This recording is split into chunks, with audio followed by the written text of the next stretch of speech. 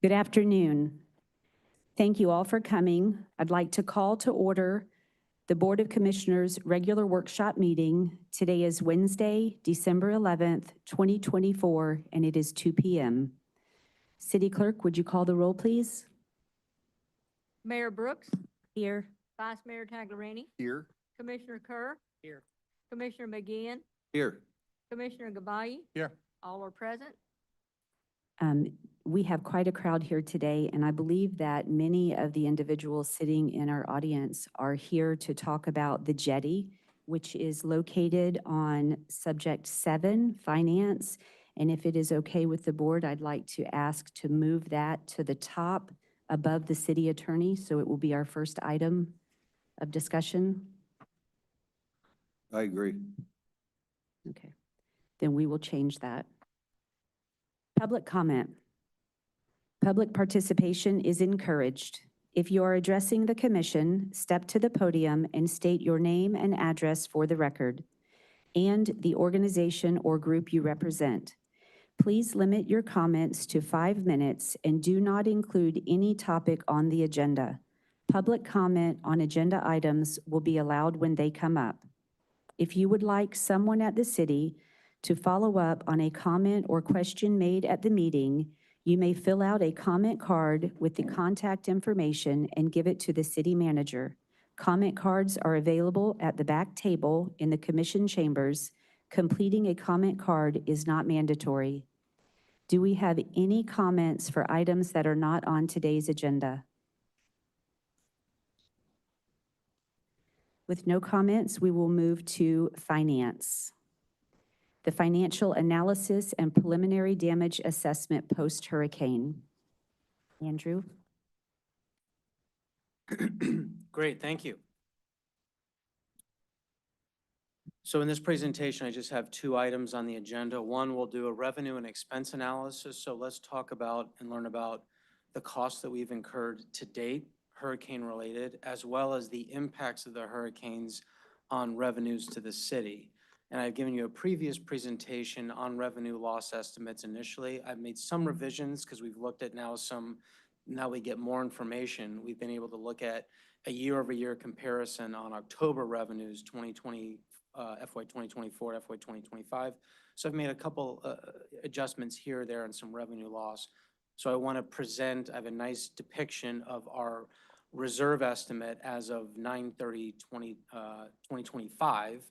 It's the end of this next year, based on where we were for audited financial statements at the end of 2023, what we've incurred through the completion of fiscal year 2024, unaudited, of course, but we have some pretty good figures on where we are as of October 1st, 2024. Then, if we just play out the fiscal year 2025 as we've budgeted, what are our budget revenues, what are our budget expenses, and then what's that impact on revenue loss, that gives us estimated ending reserves at 2025. I think that's pertinent to go on any kind of decision-making on what capital projects that we want to prioritize based on what do we have available at the fund level on a reserve, from a reserve standpoint. So that's where I want to start with. Then the second piece is going to just provide you with just an overall damage assessment. Unfortunately, this is very preliminary, so I'm going to have a lot more I don't knows than real answers on where we are in terms of true financial information on what's the actual cost of this piece of infrastructure or this property or this equipment, so on and so forth. But what I've done the best I could at the time of this submission was compile everything from the various sources that I had, mainly from the different department directors within Marina, Public Works primarily, Recreation, and then also a little building services, as well as I can also provide some context on where we stand on insurance recovery as well. I have some limited information on that. So that'll be an extended presentation that I'd like to cover in those 2 pieces. So let's get started. So first I wanted to give you that October revenue comparison. We've closed out October. We actually just finished our bank rec for November. So Finance Department, we're doing really well in terms of keeping up to date with all the transactions that hit in fiscal year 25 through October. So these are pretty good numbers here that I just wanted to give you a year-over-year comparison, just looking at the month of October to see kind of where we fall. So that's what this graph depicts, from the blue being in 2023, the orange in 2024, and then the gray in 2025. And then the next one is presenting that in a table. So looking at where some more areas of concern might be, just kind of working our way down. Building permit fees, those are down pretty substantially from October of a year ago, in October in 2023. Given that the fees and collection manual update that we passed of a no-fee permit for any items relating to storm damage on those restoration costs. So that's obviously going to impact revenues. Recreation and marina, obviously down there, not with our services not fully up and running at that time. So you can see there from 153,000, 206,000 last year in October, and then 29,000 this past year. Sanitation, stormwater charges, I don't really see some major impacts to these revenues. Stormwater charges, the property owners pay throughout the year, so there's no grace period on that. Those are embedded in your bill. Sanitation, we can remove sanitation charges as long as there is a demo permit that a property owner has, that we can then discontinue your sanitation services. But unfortunately for homeowners in our current policy, if you are a current homeowner, even if you're not living in that home, we do provide sanitation service throughout the community, and you'll still be charged for that sanitation service. So we don't anticipate some major decline in revenues around sanitation. Fire EMS contractual services, that's based on contract with the Reddingtons, with Pinellas County EMS. Those are contractually set and are not impacted by the hurricanes. Parking, unfortunately, is for obvious reasons. So we see about 230-something thousand in 23 and 24 in October, and then just 6,000 in October of 2025. Call me an optimist, but I'm hopeful that things will really pick up as our parking lots are cleared and ready for vehicles, and then we'll start to see kind of a return to normalcy around the season. And so hopefully January, February, March, we start seeing that uptick that we can see is comparable to years past. And this will just be a temporary dip, especially in October, with some slight pickups in November, December. And then I'm hoping when we do this year-over-year monthly trend analysis, we're seeing a lot more comparability in January, February, March, and through the rest of the fiscal year. That's the optimist in me. Franchise fees, not significantly impacted here. That's like on your utility bill. We have utility taxes, franchise fees that we get from Duke Energy. So that can be from reduced for, let's say, residences that have reduced water usage. That might reduce their utility bill, that would then reduce, or electric usage, that could reduce their utility bill, that could then reduce our utility service taxes and franchise fees that we receive, but not a tremendous dip there. Impact fees, that's really dependent on the permit itself. So permit activity would guide impact fees for recreation, transportation, and public safety. Interest and other earnings were mostly good there. Our cash position hasn't plummeted or anything. Yes, we are incurring some storm-related expenditures. Revenues are a bit down in the month of October, but not to a serious nature. I think what would impact interest and other earnings more is what the interest rates are doing nationally. So right now, interest rates are still holding okay. We'll see what happens in the next, with this change in election, and what happens in 2025 with interest rates. As we do anticipate some dip, but we shall see there. Not much on taxes, on local option use and fuel taxes. So I feel generally okay there, like communication services taxes, half-cent sales taxes, even the state shared revenues. I'm not seeing a massive decline there, so I feel pretty good about it. And as commerce improves and there's more business activity, that means sales transactions, that revenue will climb back up. So I think that's maybe just a blip and was not too significant for October. Rents and royalties was great. Utility service taxes was good as well. One that's not on here, ad valorem tax revenue. I do anticipate receiving our ad valorem tax revenue as estimated. I think, as I've mentioned previously, where we will see a big decline in our ad valorem revenues that will come from the tax collector will be in the spring and summertime as property owners can submit the DR-465. That is the application for catastrophic event where we're displaced from your home, and then provide that information to the property appraiser. Then that goes through the review process, and then a portion, not all, but a portion of your property tax payment can be refunded to you, the homeowner, if you meet those qualifications. And so certain evidence, so if there's any questions from the audience on that, you can just go to the Pinellas County Property Appraiser website, and there's information on there on the completion of the DR-465.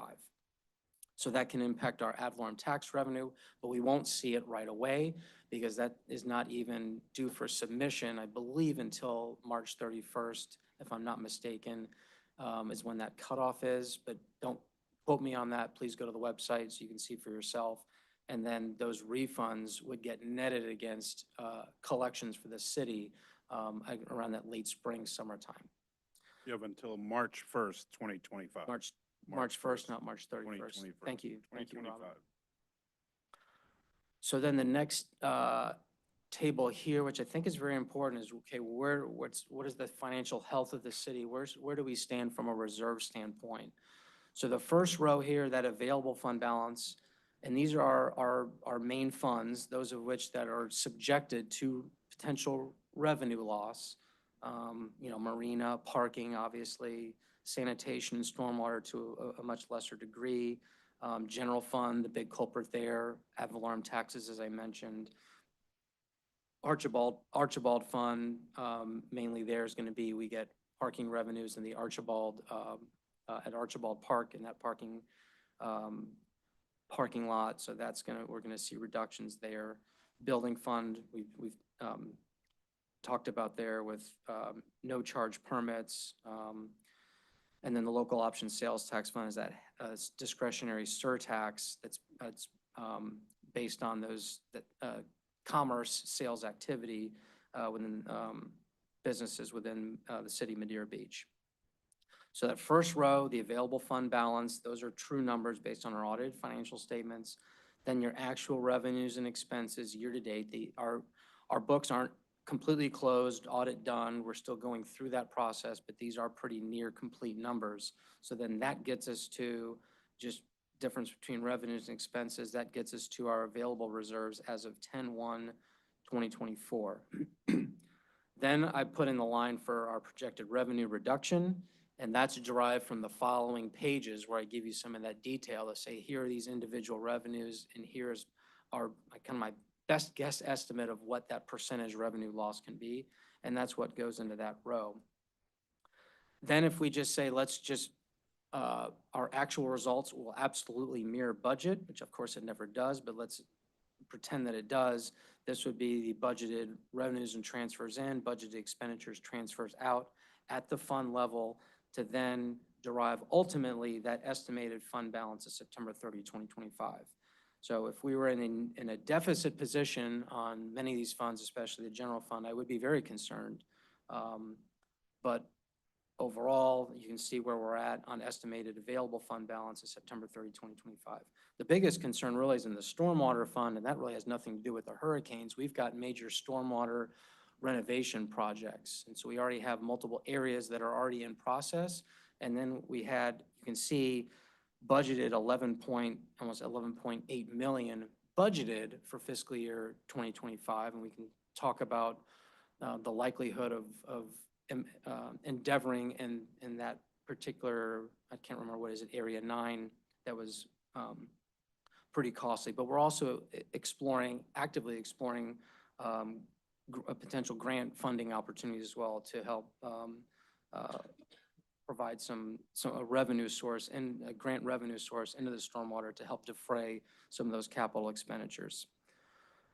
But overall, nothing, in terms of ending fund balance at September 30, 2025, nothing gives me serious pause or concern. But of course, we can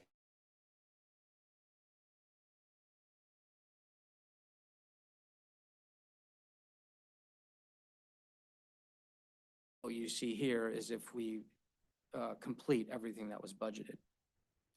And so then the next page is just a carve out from our actual budget summary, just to show you kind of by fund how I derive those budget revenue and transfers in, expenditure transfers out by fund, just so you can see summarized where that was coming from. And you can see how much of that was actually, capital, with the lion's share being in the stormwater fund. And then probably second was the local option sales tax fund, which had almost $3 million budgeted for capital, as well as Archibald at about 3.5 million budgeted in 2025 for capital. Then the next pages just go through, and I won't go through every single line item. I think I kind of covered this to show here's your account description, here's what we originally budgeted for, and then here's our percentage reduction that we anticipate. Again, kind of high level at this point. We'll kind of know more as we go through the year, obviously, and see where things compare year over year. But I got a pretty decent glimpse just seeing where we were October of last year to October this year. So skipping through those, that gives me our general fund, our other governmental funds, and then our enterprise funds, marina and parking being the most, and the sanitation fund. And I don't really foresee any really revenue loss storm-related on the stormwater fund, because regardless of the state of the property, those stormwater charges are due and payable monthly or bi-monthly in your Pinellas County utility bill. Then the next slide is just to kind of cover just a comparison of hurricane-related expenses. So just kind of walking through what we've actually incurred and paid relating to Hurricane Helene and Hurricane Milton. So this is just a graph here where we are in Helene versus Milton. Helene had by far the most damage, given the flood damage on Helene versus just more wind-related damage on Milton. So most of our big ticket expense items are Helene-related. And then some are, or just more kind of general storm-related that, we kind of had to choose, well, this is more for Helene, more Milton. So some of it was judgment call, but any of those that were the general rule of thumb, if it was flood, it's Helene. If it was wind, storm damage, then it was Milton. And so then I just kind of gave you kind of a top 10 list on Helene where we've been spending the most money to date. So about 500,000 of the total. So I think the total was about a little over 550,000, close to 600,000 spent. So what is spent means we've actually incurred, meaning we've received the good or service, we've gotten the invoice, we've processed it in our system, and we may or may not have paid it, depending where we are in the invoice approval payment processing. But that's what incurred means versus what we might just have in purchase orders is what we're committing to paying either that, now and in the future. So that's what we call encumbered when we have a purchase commitment against it called a PO. Incurred is what we've actually physically incurred and most likely paid out. So that's almost 600,000 for Helene, and you can see where the biggest ones are, the bathroom rentals for Helene being the highest, and then our Serve Pro for the remediation work on the downstairs in the building area, 135,000 was the next largest. And then we've got the same for Milton incurred. So, we're barely at, not even at $100,000 of incurred in total. And the top 5 of that, which is, probably a good, 2/3 of that is with where is for these top 5 vendors, and we give explanations for what those costs related to. So obviously, Helene's taken the lion's share of the storm-related expenses. So the next is the current status of our damage assessment. Before I go into that, let me stop. Any questions? All seems clear, understandable so far? I have a couple, Good so far? You go ahead. I have a couple questions. Yeah. Real quickly on your graph and on your expenses, where you have your comparison of hurricane-related expenses, are any of those eligible for FEMA grants, for FEMA reimbursement? Is that something that we're showing now because we don't have a commitment for, but then we expect to be taken care of? Yeah, great question. So we're going through that process now. So we've had what's called our scoping meeting. We have been assigned a PDMG, and there's so many acronyms, project manager from FEMA. So we had an initial scoping meeting to kind of lay out, here's all the damage that we sustained. We next have 60 days after that scoping meeting is our damage inventory assessment that we provide on everything. And things will get classified into different projects under different categories, right? So we didn't even have in here debris removal, right? But debris removal's been happening. We just haven't been invoiced and paid that yet, but that we do have those purchase commitments for that. And I'll mention we have submitted for an expedited project, and FEMA has already appropriated over $6 million to the state of Florida FDEM for reimbursement to the city for those debris. That's those called Category A debris removal. So that debris removal costs, we anticipate as soon as we incur, we will get quickly reimbursed on that, if not receiving some money in advance. I'm working through the details administratively on that, but the good news is on the lion's share of our expenses, I mean, well over, in the millions of dollars will be the debris removal, and we anticipate swift reimbursement from that, given this expedited project that I applied for with FEMA through the state, through the FDEM.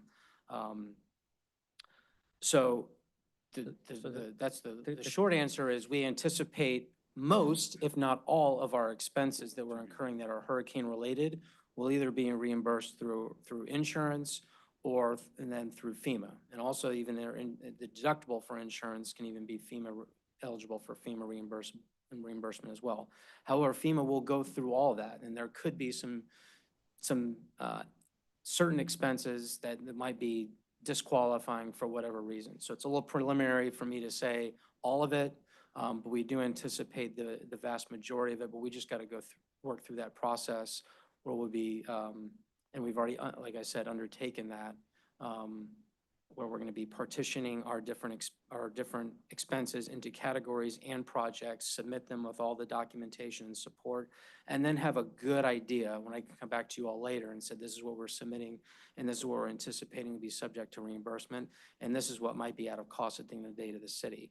A little too premature for me to give you those dollar estimates at this time, but that is what I'm anticipating coming back to you all at a later date with that information. Great.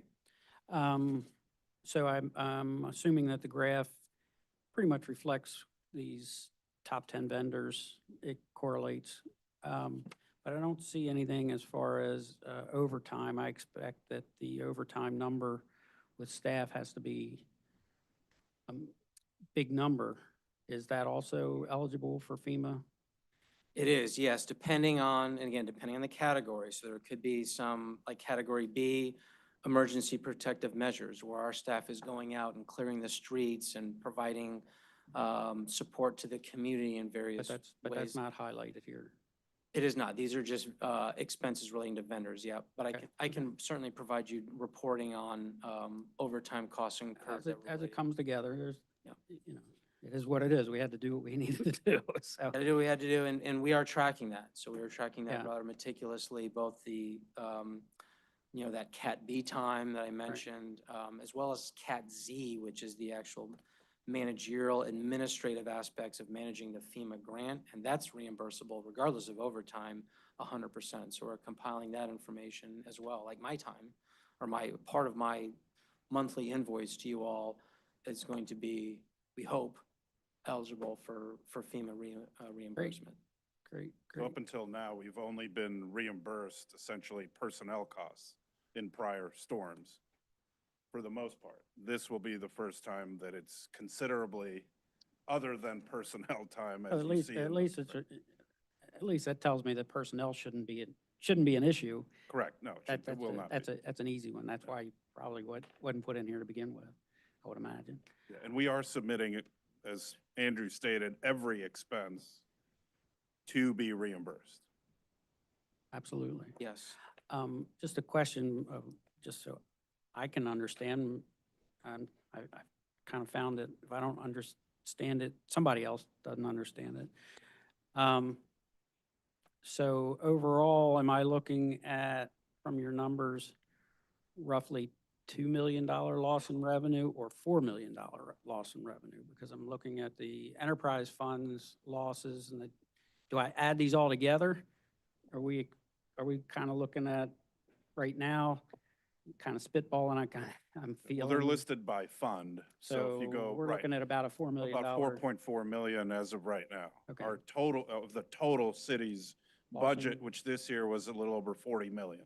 Right. Which, or 42 million, of which half is capital. Right. But yes, it's the total. So roughly 10 to 12% or maybe more of our total budget is what we do not anticipate receiving the rest of this fiscal year. Right, and that's not reimbursable. And loss of revenue is not Correct. something you can go back to FEMA No. about. We talked about that on the last Correct. meeting. Yeah, Um, revenue loss is not reimbursable from FEMA. In total, we had looks like about 29 million originally budgeted in revenues, and then about a $4.6 million estimated reduction to that.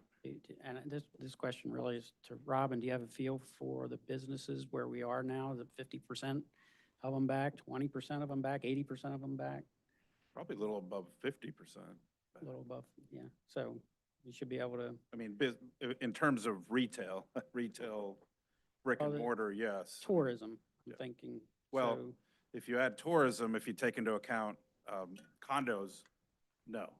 I mean, a significant amount of our tourism are from visitors staying in the condos. Along Gulf Boulevard, most of those have not, they're slowly starting, but most of those have no, not I get that, recovered. but if I recall looking at other graphs over the years, a significant part of our tourism is from locals in surrounding counties, day trips, and that's where we get the parking revenue, and that's where you get the restaurant revenue, and, so I'm trying to find any encouragement we can find. No, we're starting to get day trippers back, and that's the importance of getting the businesses reopened to have them come back. We expect to be in somewhat decent shape in the high season, first quarter. Yes. It's good news. That's all I had. Anything? Any questions? I have a quick question. Andrew, you were not able to calculate the ad valorem tax loss, right? The ad valorem What that tax is. ad valorem tax loss would be? Yeah, I mean, that's a very high level estimate. For me to get a true number, I'd have to like knock on every door and say, are you intending on submitting a DR 465? So I have no idea what the participation rate will be. And then from there, even when you submit it, you have to submit other supporting documentation to provide some evidentiary matter that you were indeed displaced from your home and not Yes, not I at your property. get that, but I would say that that particular loss is pretty major to our city. Loss of revenue from ad valorem tax. So if you were to have a magic wand, let's say, and I'm not putting on a spot right now, it can happen in the future, would you be able to estimate how much loss would that be for, let's say, 25, 26? It's going to be significantly more in fiscal '26. Properties will be so as Andrew stated, all property owners who have been displaced have until March 1st of 2025 to apply to obtain a refund for the current year. We do, as Andrew stated, we do not know how many, I'm going to infer probably 90 to 95% or higher will apply. There's no cost to apply. You just have to fill out the paperwork, follow the instructions for that process. In terms of the amount of the refund, we don't know. We can estimate, and I think we've roughly estimated anywhere from 1 million to probably as much as 1.5 million, but we'll know more hopefully January into February into March based on the number who have applied and then how the calculations that the property appraiser will apply. But I think it's safe to say it's probably going to be in the $1 to $2 million range, just to give you an estimate. For fiscal '26, properties will be reassessed as of January 1 of 2025. We're estimating, obviously, there will be a lot of homes that are going to be assessed at a very low rate. How will that impact us? It's going to impact us how much, we just don't know yet. We're going to work to determine that over the next really it'll be every month that we'll be working to determine that, but we may be looking as much as half of our property tax revenue, just to give you an idea right now. Yeah, if the storms had not hit, we would be anticipating receiving $5,782,000 in ad valorem tax revenue. I put out there, and it's not scientific, 15% reduction. I think it warrants to say, I had the conversation with the property appraiser's office, and although there will be a reduction, there's also a great possibility of a large increase due to the houses that will be sold, get reassessed, their taxes will go up, the houses that get torn down and rebuilt.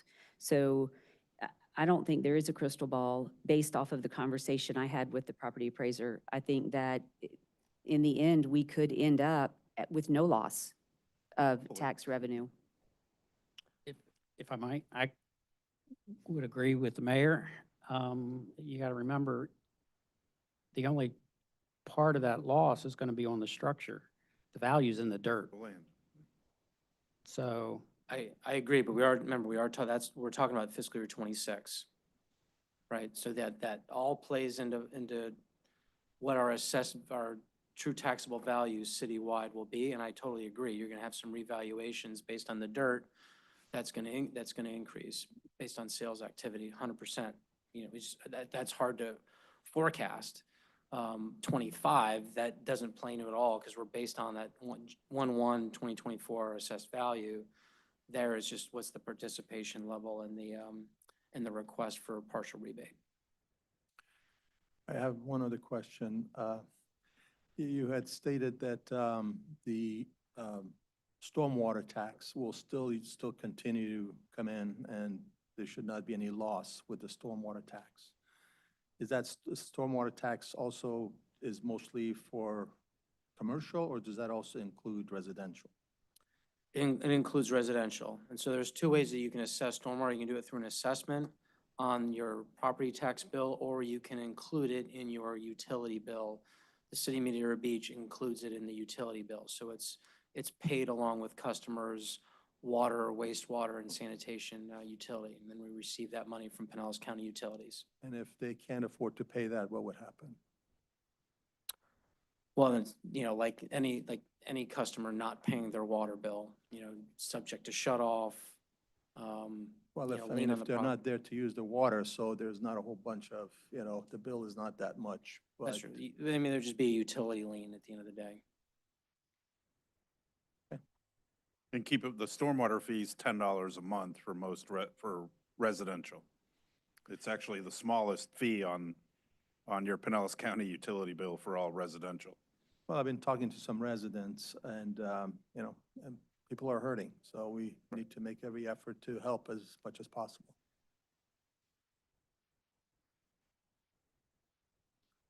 I have one more question. On the Milton expenses incurred, I noticed that the Serve Pro for the rec center is not there, so that means we have not paid that bill yet. Don't think- And my question is, will we have to pay that, or will that get paid by our insurance for the building? We would incur all the costs and then get a check from Reimbursed. the insurance company. And I can go on our, within our ERP right now and just do a quick search on ServPro and see. I saw the amount in the damage assessment as to how much the cost was to ServPro for the rec center. I think it was like $75,000. Right. something, yeah. I think it was maybe, was it? It was 50? considerably less than downstairs, which was weird because I would have thought that the rec center would have been bigger, but I guess that's just maybe my perception of size. Okay, yep, checking. So ServPro. Yeah, Okay, now we 75,000. just got, it was just paid recently, so it didn't make it in the report. So we have one for $135,452.64. That's downstairs. Then now we just have a payment that just went out for $75,668.99.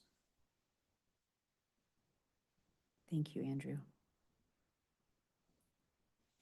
Yep, that was the Madeira Beach Rec Center. Okay, any other questions, or you want to move on to the damage assessment? Questions? So I've broken this out into, I believe, 4 different categories, just land and infrastructure, like our parks, streets. Then we hit our actual city facilities, buildings, and our vehicles and our equipment. And so again, compiled all this information from the our various department heads, and then working in tandem with insurance. And I'm not sure how you all want to go through this, if we just want to show this, and then if you have any questions on any particular items. And there are some that I can offer also some color on meetings, discussions we've had with our insurance carrier, and then only a couple on the one on 2 vehicles that I can speak to actual insurance reimbursement, but nothing on that on land and infrastructure. So just starting with land and infrastructure, and most of that would be any questions that maybe our public works director can address. But this is what we've compiled thus far. I know very kind of preliminary. We don't have a true estimated cost to repair and replace on a lot of these. And we have, current status is, hey, we're looking for proposals, waiting to get that cost information in. But at least wanted to give you our inventory of those items for this meeting and this presentation. So I have an item that I'd like to discuss. Sure. The Johns Pass Jetty sidewalk. Most of the people sitting here today are here for that. And of all the items, it is one that I have a lot of questions on. I went down and I've gone down several times and walked the jetty and looked at the jackhammering out of the sidewalk. And I think everybody knows how I feel about it being jacked out. I made that perfectly clear in our November meeting. I had some conversations with Attorney Trask, went down, looked at how the jackhammered sidewalk is there. I went out and walked on it. Thank goodness I didn't get trespassed or arrested. And a deputy did show up and told me to get on. So, but I do think that in my opinion, I don't know if the other commissioners have been down there and walked it. Have you? Yes. Yeah, okay. So it is probably not the safest thing for people to walk on with the way the concrete's jackhammered up. However, when the jetty was built, I believe it was in the 60s, there was no sidewalk. It was all the boulders, and people have fished on those boulders. I'm calling them boulders for lack of a better term. That's how I'm gonna call them. I call the jetty a jetty, and the jetty is actually the whole thing. But when I say jetty, I'm referring to the sidewalk, just for clarification. So when you go down to Johns Pass and you get out to the jetty, if you stand where the sidewalk started and it has been broken up into pieces all the way down to the tip of the jetty, from that whole area is marked off right now. And we do have The Sheriff's Department has been instructed to go down and tell people to leave. They have been told they'll get trespassed if they don't, and they could get arrested. But when you're standing there, if you go to the left, it is all the boulders. You can walk right off the seawall cap, walk right down Fish. I mean, they're this big, they're ginormous. And I don't know what cost we have incurred to date for jackhammering it, but I would like to, I personally, if the commission agrees, would like to see a cost to have all of that concrete removed, because I cannot see where we are only looking at 6 to 9 months in rebuilding it. The permitting alone with the Corps, we don't even have an appointment. We haven't even had a meeting with the county or the state. So I would foresee that to take quite some time. And a seemingly good compromise would be to remove what has been jackhammered, get it back to ground zero of when it was originally built, so that anyone who wants to fish in that area could seemingly safely navigate those boulders like they do on the other half of the jetty as it is, and at least allow our fishing community to get back to fishing without all of the encumbrances of climbing over a fence and getting in trouble and all of that. I don't know what that would cost. I would think that as a commission, if you were all so inclined to think that would be a good idea, that we could get a cost brought back to us to approve for that removal. Maybe Megan might have some comments on how we would remove it, who would remove it. And I'm interested to know how my fellow commissioners and vice mayor feel about doing that, because it's not just my decision, it's all of our decisions to vote on.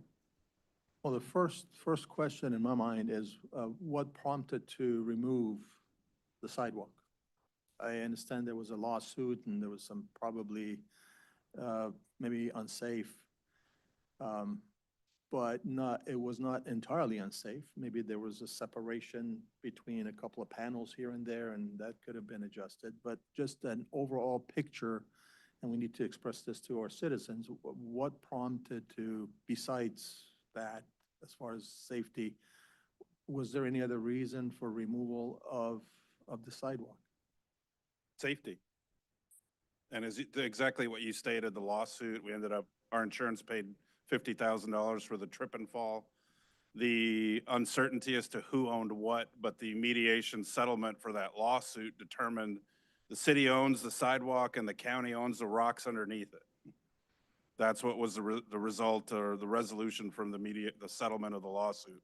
But safety, the previous storms had damaged, particularly at the end, the railing, and we had blocked that off, but people still kept going around it, over it.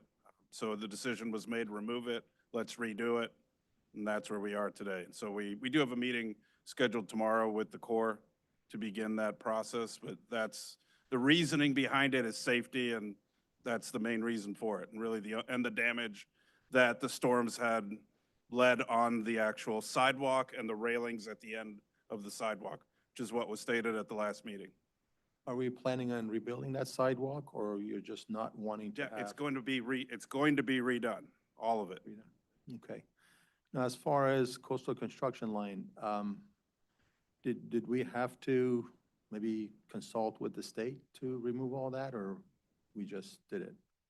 It was damaged, so we removed it. Mayor, I just want to put in a couple of things. Yes.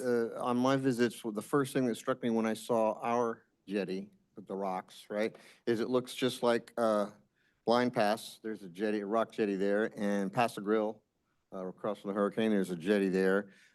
Sand Key, there's rocks there. And so my question is, I guess, couldn't we put a sign that says you enter at your own risk to relieve the liability from us? I know that Mr. Trask will have something to say about that. A sign is not going to relieve us from liability. Yeah. So if there's any dangerous portions of it that we've created, we're going to be responsible for it. And so the smartest thing to do would be to remove all of the rebar. I haven't seen it, so I'm just, from what I've understood. We have pictures. I took pictures. Clara, The remove the rebar, remove the concrete from the sidewalk and put it back into its natural condition. And then, once that's all done, add signs, basically what we call assumption of risk signs placed out there. But I don't feel comfortable with the broken up sidewalk there. I tend to So agree you're with, saying that the the mayor also. liability signs won't be effective as long as there's damage that we caused there? It's But our, it would be a lawsuit for negligence on our part for leaving that Mhm. dangerous situation. Right, so Mayor, based on that, I mean, how or why it happened makes sense to me if there was a lawsuit. I'm in favor of pulling that stuff out and returning it to what it looked like as soon as possible. I would agree with that. Definitely agree with that. I fished there for many years. Tarpon, snook. It's a beautiful place, beautiful. I've enjoyed it. I've met a lot of wonderful people down there. And I tend to agree just to get rid of the rebar and the concrete and allow the people to have access to that. So my question, Robin, would be, the city did the demolition of the sidewalk. Who would remove it? Would the city remove it, or would we contract to have that removed? We could remove it. So if the city's going to remove it, can we, I mean, there'll be a cost associated with it,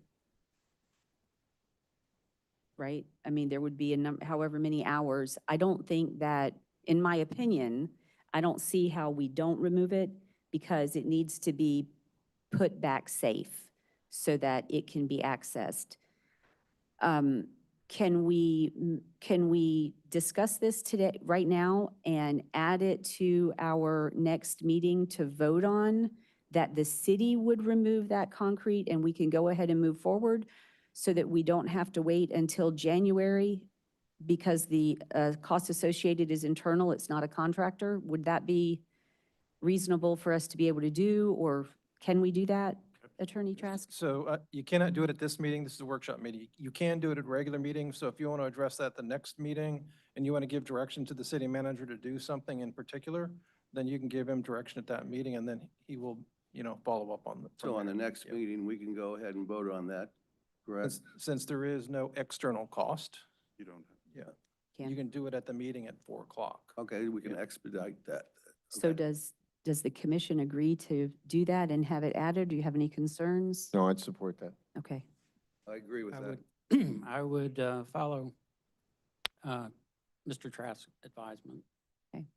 So then at our next, at 4 o'clock, we will, at the very beginning, I will add it to the agenda and we will vote to approve to have it removed. Okay, sounds great. Awesome. Thank you.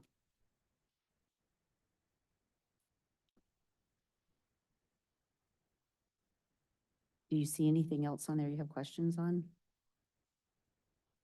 Just, Mayor and Commission, regarding well, as you can see, obviously a considerable amount of infrastructure damage at most of our a lot of curbing at a lot of our parking lots.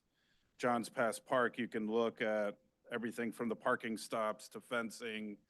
The restroom, building had a little bit of damage. Picnic tables at Johns Pass Park and also up at Archibald Park, et cetera.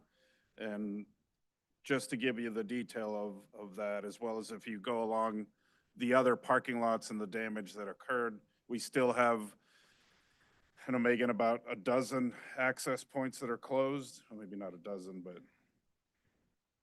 but all of our parking areas are open from Johns Pass Park all the way up to 135th, including the access out to the sand. The access at 136th is closed. And then as you go north, there are a few other that are still closed, including all the way up to Archibald Park, which remains closed. They're working on the bathroom building. And then, of course, we just had all of the sand removed last week by the state's contractor on the south side, which had been used for over a month as the storm drain pit where they would vacuum or suction out the storm drains and then dump those contents and at that parking lot. They did remove it. It's been cleaned, but as we were further cleaning it today, we found a missing piece of the actual parking lot, for example. So as we continue to do, we're still finding some damage as debris gets removed, the sand gets removed. There's occasionally damage underneath the sand to the parking lots, so scrapes and other divots, let's call them. And so we're working to compile all of that as we proceed. Other than everything that's listed on here, you know, Kitty Stewart Park will probably, I don't know how many months that will take, but staff has been working to remove the debris from that one. The seawall was destroyed, the pavers were destroyed, et cetera. So we're working to remove all of that. When we switch over to our facilities, we had this building incurred some damage from the second, from Milton, a little bit of flood, but really the main ones being downstairs, and then our recreation center. Downstairs had a little bit of flooding from Helene. Myself and the two deputies that were here were just watching everything come in the night of the storm. I was a little concerned downstairs that there's a door that goes to the back to the canal side of the building, and that door was rattling and looking out through the glass part. There looked to be about 4 to 5 feet on the outside of that door. Thankfully, that door did not break, but we did obtain some orders. So we are now approaching the point where we are getting ready to issue an RFP, but really the discussion is your direction. Staff and I had discussions about possibly relocating our building and community development departments that were downstairs up here to the second floor. Since that, we really haven't had any discussions among staff, but we wanted to bring that to you and have a discussion what your thoughts are, whether we place them back downstairs, and so leave everything as is. We just simply repair the downstairs of City Hall and put the building and community development departments back down there. The thought was to swap the city center over here out to my left and the fitness room with downstairs, but the more it seems like really to keep them the way that they are, but really wanted to get your input and as to how you would like us to proceed. Again, the reason behind looking to change would be if, hopefully it doesn't happen, if a second flood occurred, then we would not displace the employees downstairs. We're still determining, I think through our insurance and the insurance of the company that we purchased the flood panels, what if any liability the flood panel company had, because water was not supposed to protrude through there, but it did start to seep in. So I might start this one. I've been downstairs and walked the building department, planning department downstairs, saw the amount of water that they received. I would not be in favor of moving them upstairs. I think the cost associated with moving the building department upstairs, taking away a rental room and moving the gym, I don't see where that is a costly, or it is a very costly thing. I don't see where that is in keeping with what would be good for the community, which the community will get the chance to weigh in on that. We have a activity room that we rent. We have rental income off of. And the gym, to me, to spend probably $500,000 to $1 million moving the building department upstairs and putting the rec room, the activity room and gym downstairs, not only are we going to spend a fortune doing it, then we're going to lose any and all income that we earn off of the activity room. And a comment that I got back when I made that comment was that we don't really rent that room. So to just go ahead and say, I'd like to see the revenue off that room for the last 10 years and find out if we're not making any money off of that room, why not? Are we not advertising it? Are we not being a good advocate of that rental space? I mean, it's beautiful. If you rent that room, all of that outdoor area you get to be able to use for birthday parties, weddings, what have you. I mean, it's been rented over the years many times. So I think that to make the decision based off of 4 inches of water downstairs and to not understand why the water intruded, it doesn't make any sense. I think that the sheetrock should go back up. They should move back downstairs and get back to work, is my opinion. Yeah, Mayor, problem my- is my- the flood panels that need to be fixed, corrected. Mayor, my feeling is that if we put something else down there, that could also get destroyed. And if it's possible to just repair it, get the flood panels, I would be in favor of leaving that department downstairs. I'm not sure I understood your total, the alternates totally, because it seemed like you were saying bring those up, but then we would not have to use the space that's over here. What did we do before we had the, The space that's up here would be downstairs. So we Yeah, that- wouldn't have offices yeah, with, that, the current configuration would change. yeah, that wouldn't work. This is so much more marketable, and I do know you do Sure. have it used quite No, I often. love the room. Yeah, no, I know Just that options that we were there's, discussing. there's physical activity classes that go on there, and, I'm not sure, Jay could mention, you know, it is used quite often now. What the rental rates are, I don't know, it doesn't matter. I'd like to know more about what the insurance company says, what the, you know, we haven't played that all out. Is that all repaired now?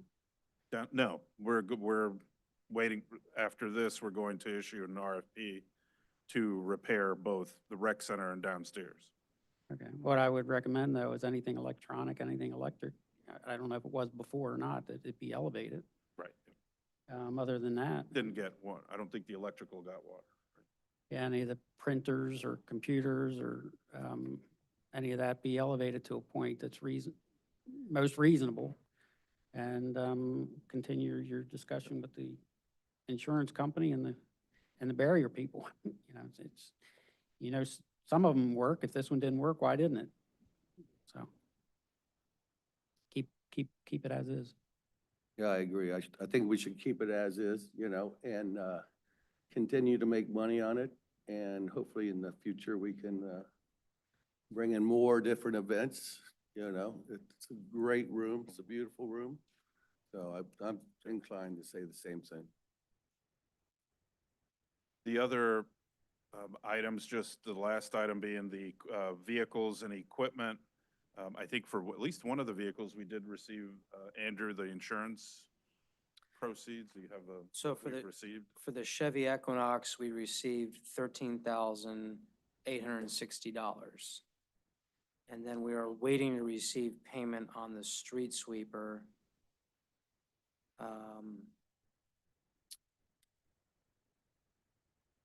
Believe that was,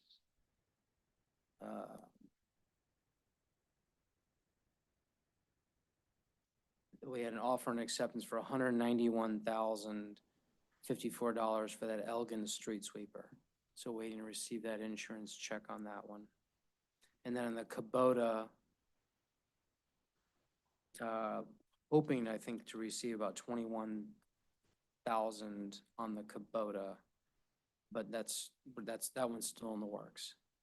So we got money on the Equinox, 13,000, getting 191,000 for the Elgin street sweeper, and looking to see what we'll get for the Kubota. I think at this point, I think we're hoping for over 20,000-ish. So as Andrew stated earlier, we're submitting everything to, our insurance has everything. They will provide us all the estimates for all of this. We're just waiting to receive that. They processed those that Andrew just mentioned, but we're waiting for all of them, including all the equipment that's listed on the last spreadsheet, and see where that goes. And as Andrew stated, whatever is not, there are some deductibles, on that our policy has. So those deductibles we will submit for reimbursement from FEMA. So just to restate that as well. So again, we probably one related to infrastructure, one item that we're hoping we don't have anything significant, some of our roads and streets. Over time, some are starting to waver. The amount of water and sand on quite a few of them obviously has an impact, but the impact is over time.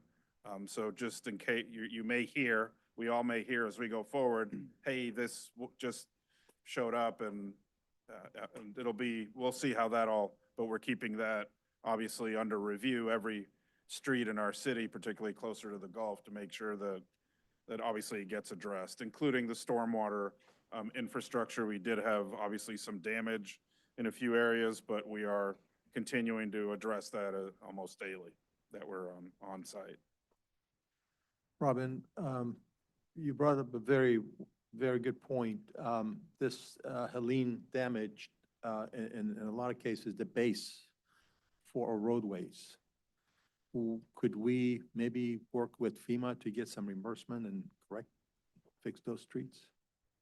That might be, yeah. I mean, I've mentioned it in both calls that we've had with our FEMA rep for the reimbursement part, and I stated we have likely roadways. They will eventually come on site and take a look, because right now Megan, we don't really have anything significant right now that's been damaged in terms of a road or a street, but it could be into the future. I mean, go ahead and. No, we don't. The only significant has been fixed, and that was at the 132nd parking lot. So they're aware. I mean, I included that in the meeting and the discussion of all the items that we will be submitting for reimbursement. And I stated we may have roads and streets going forward, but if it hasn't been damaged, they cannot provide us Well, any funding for I it. see a lot of alligator skin cracks on a lot of the roads. Were they there prior to Helene? Some, I think quite a few of them were. There likely are a few new ones. We've been tracking some of those. But again, there's no significant issues currently, but that doesn't mean we may not have some in 6 months, a year, 2 years down the road. So you would be discussing this with the FEMA Yeah, we'll individual continue and to have see if those. they will, Yep. that'd be wonderful.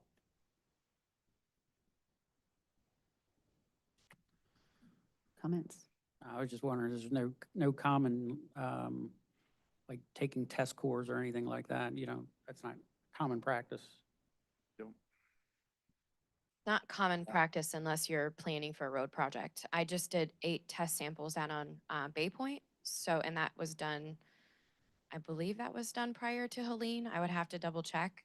So if we wanted to redo those and see if there was any changes, we could. So you could do yeah, that would, The only other time we've done those is prior to a roadway project. right. Something to think about. Then we'll consider. So I have another question. On the agenda, we don't really have a specific line item to talk about hurricane damage and where we're at in the processes within the city. So you had indicated this would be the time. My question is, I know that we requested assistance from FEMA that would have come through the county and the state to assist our building department and for permitting and inspections and planning. Where are we at in getting help? I think we had today, I'm sorry, Marcy's over here. Go ahead, You're fine. Marcy. Yep. So we had a meeting, we requested some assistance and we got a reply from a group called Workforce. So this morning we met with 4 of their team members, 5 of their team members, 4 of who will be starting helping with building inspections and doing substantial damage on our commercial projects. So we kind of did a big overview of what we need for them to do today. They will be here tomorrow at 8 a.m. And at that point in time, we will have packages ready for them to provide them information on the properties that we would like them to start working on. So they will be doing both inspections as well as substantial damage determinations. So will they be going out? I know that we talked like 4 weeks ago about the SDs being performed by the building department for commercial businesses. And I want to say that I'm not talking about condominiums. I'm speaking specifically of our businesses that are trying to reopen. Will they be going door to door and just doing them? Are we waiting on someone to call in for a permit, for their demo permit? And the reason I'm asking is because the conversations I'm getting from the community is frustration. Not only from homeowners, but if we just take homeowners and we separate them from the businesses are frustrated because they are sitting there waiting on their SD letter. They're waiting on the next step. They're waiting to understand what they need to do. And even though we know what they need to do, we sit in a very different situation. We have a lot of information that we know because we're in it every day. And the community does not have that information, even though we do blast all this stuff over on Facebook and you can go on to the city website. It's still very, very difficult when you're the person sitting there that your job is to run a business. Your job is not all of this minutia trying to figure it out. So my question is, will these people finally get us moving in the direction of getting the SD letters out to the businesses so that they can rightfully submit for their permit packages to be able to rebuild? Yes, this will be proactive. So what we're going to Okay. do is we're going to prioritize people who, commercial projects that are already in the queue. And again, not referring to condominiums, but businesses like in Johns Pass Village and along Gulf Boulevard. So we'll prioritize the ones that have some permits in, but if they don't, we are proactively going out to those businesses Awesome. and trying to reach out. So we are making that happen. That's awesome. So my second question then is going to be on the residential. And residential, I will group condominiums into residential just for my own well-being because it makes it easier for me, because that's where people live. It's their homes. Even though some of the condominiums are considered, all condominiums are considered commercial property because they're condominiums. But for many people who live in our city, that is their home. It's where they live. So for our homes, I know that the planning department has been working crazy hours to get all of the requirements of FEMA to be able to get the substantial determination letters out. How is that looking for you right now? I mean, I've watched the numbers of the residentials. I've had a lot of communication with people who live in the city, as I'm sure everyone sitting up here has. And the current frustration I'm getting, and I think maybe it's a message, I'm not sure. I sent an email today on it, and it's on the ACV appraisals. So I've gotten quite a few people reach out over their ACV appraisals being rejected. So if we could look at that and maybe look at the few that I got today, and if anyone else has gotten that same concern, and see what's the common denominator, what's missing, because I feel like if you get the same feedback over and over, it means that something's not getting translated correctly. No ill intent from the city side or the resident side, but I also feel like we sit here and we need to be reminded sometimes that as we sit here on the commission or as we are employees of the city, we are here to serve the residents. And remembering that when we get so busy and we get listening to so many things where people are frustrated and upset, I think it can be easy to forget why we're here. So I don't know, I just want that. ACV seems to be a big thing this week that I've heard a lot on. And so I'm thinking, like I said, there has to be just something that is getting missed in translation one way or the other. If we could look at that and see if that is the case, and if not, I could be wrong, and maybe we can help those better understand. So the appraisal issue is in conversation is big. The ACV appraisal is not one that appraisers are commonly used to. They're used to doing the ones that are performed for your home mortgage. So the ACV approach for them it's been a little bit of a learning curve for their industry. So a class was held a few weeks ago, and I sent Joe to that class. He was the only municipal employee there. Everybody else was appraisers. So it was well attended. And even after that, we received several appraisals that, he kind of took what he learned. We also did create a checklist. So we do ask people, have your appraiser go line by line by line with this checklist and make sure it meets that. So we did have some appraisals. We have had a lot that come in and still are missing the mark. And I did recommend to some of the appraisers, the gentleman who taught the class is very available. And I felt like there was a fundamental professional disconnect that I can't even speak to. I just know it's not being verbalized or shown in the appraisal like we're told we have to have it. So I've also encouraged them to do some peer review of themselves to maybe see, okay, from appraiser to appraiser speaking that language, what is missing? Because there does seem to be a fundamental misunderstanding, but I feel like it's part of the professional learning curve. I'm not saying that we're not going through the same thing as we review them, but we are trying to be very consistent with every review and in lockstep with the county and other municipalities and how they're reviewing it.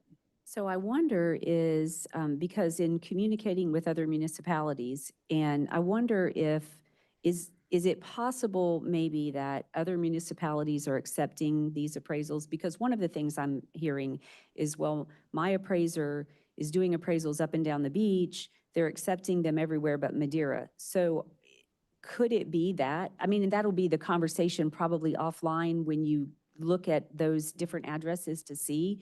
But could it be that they're accepting something that's not really FEMA approved? It would be my thought that as each community is going through the learning curve of accepting these appraisals, that they may be missing some components that we're catching. Or, and I'm not saying that, again, we are not perfect. So we are, and if we're catching something and focusing on something that is what I would consider not an impact to the valuation and should not be a FEMA issue, then we would not stop accepting that appraisal. It's when we feel like it violates directly what FEMA expects to see in their appraisal, or because they said something and took into account sales values and stuff like that, we immediately have to turn them away because the ACV is not based on local sales value, your land value. We've got some where they included the value of the pool, and everything looked really good, and all of a sudden they're like, oh, our pool is worth this and our fence is worth this. And I'm like, no, that can't be in there.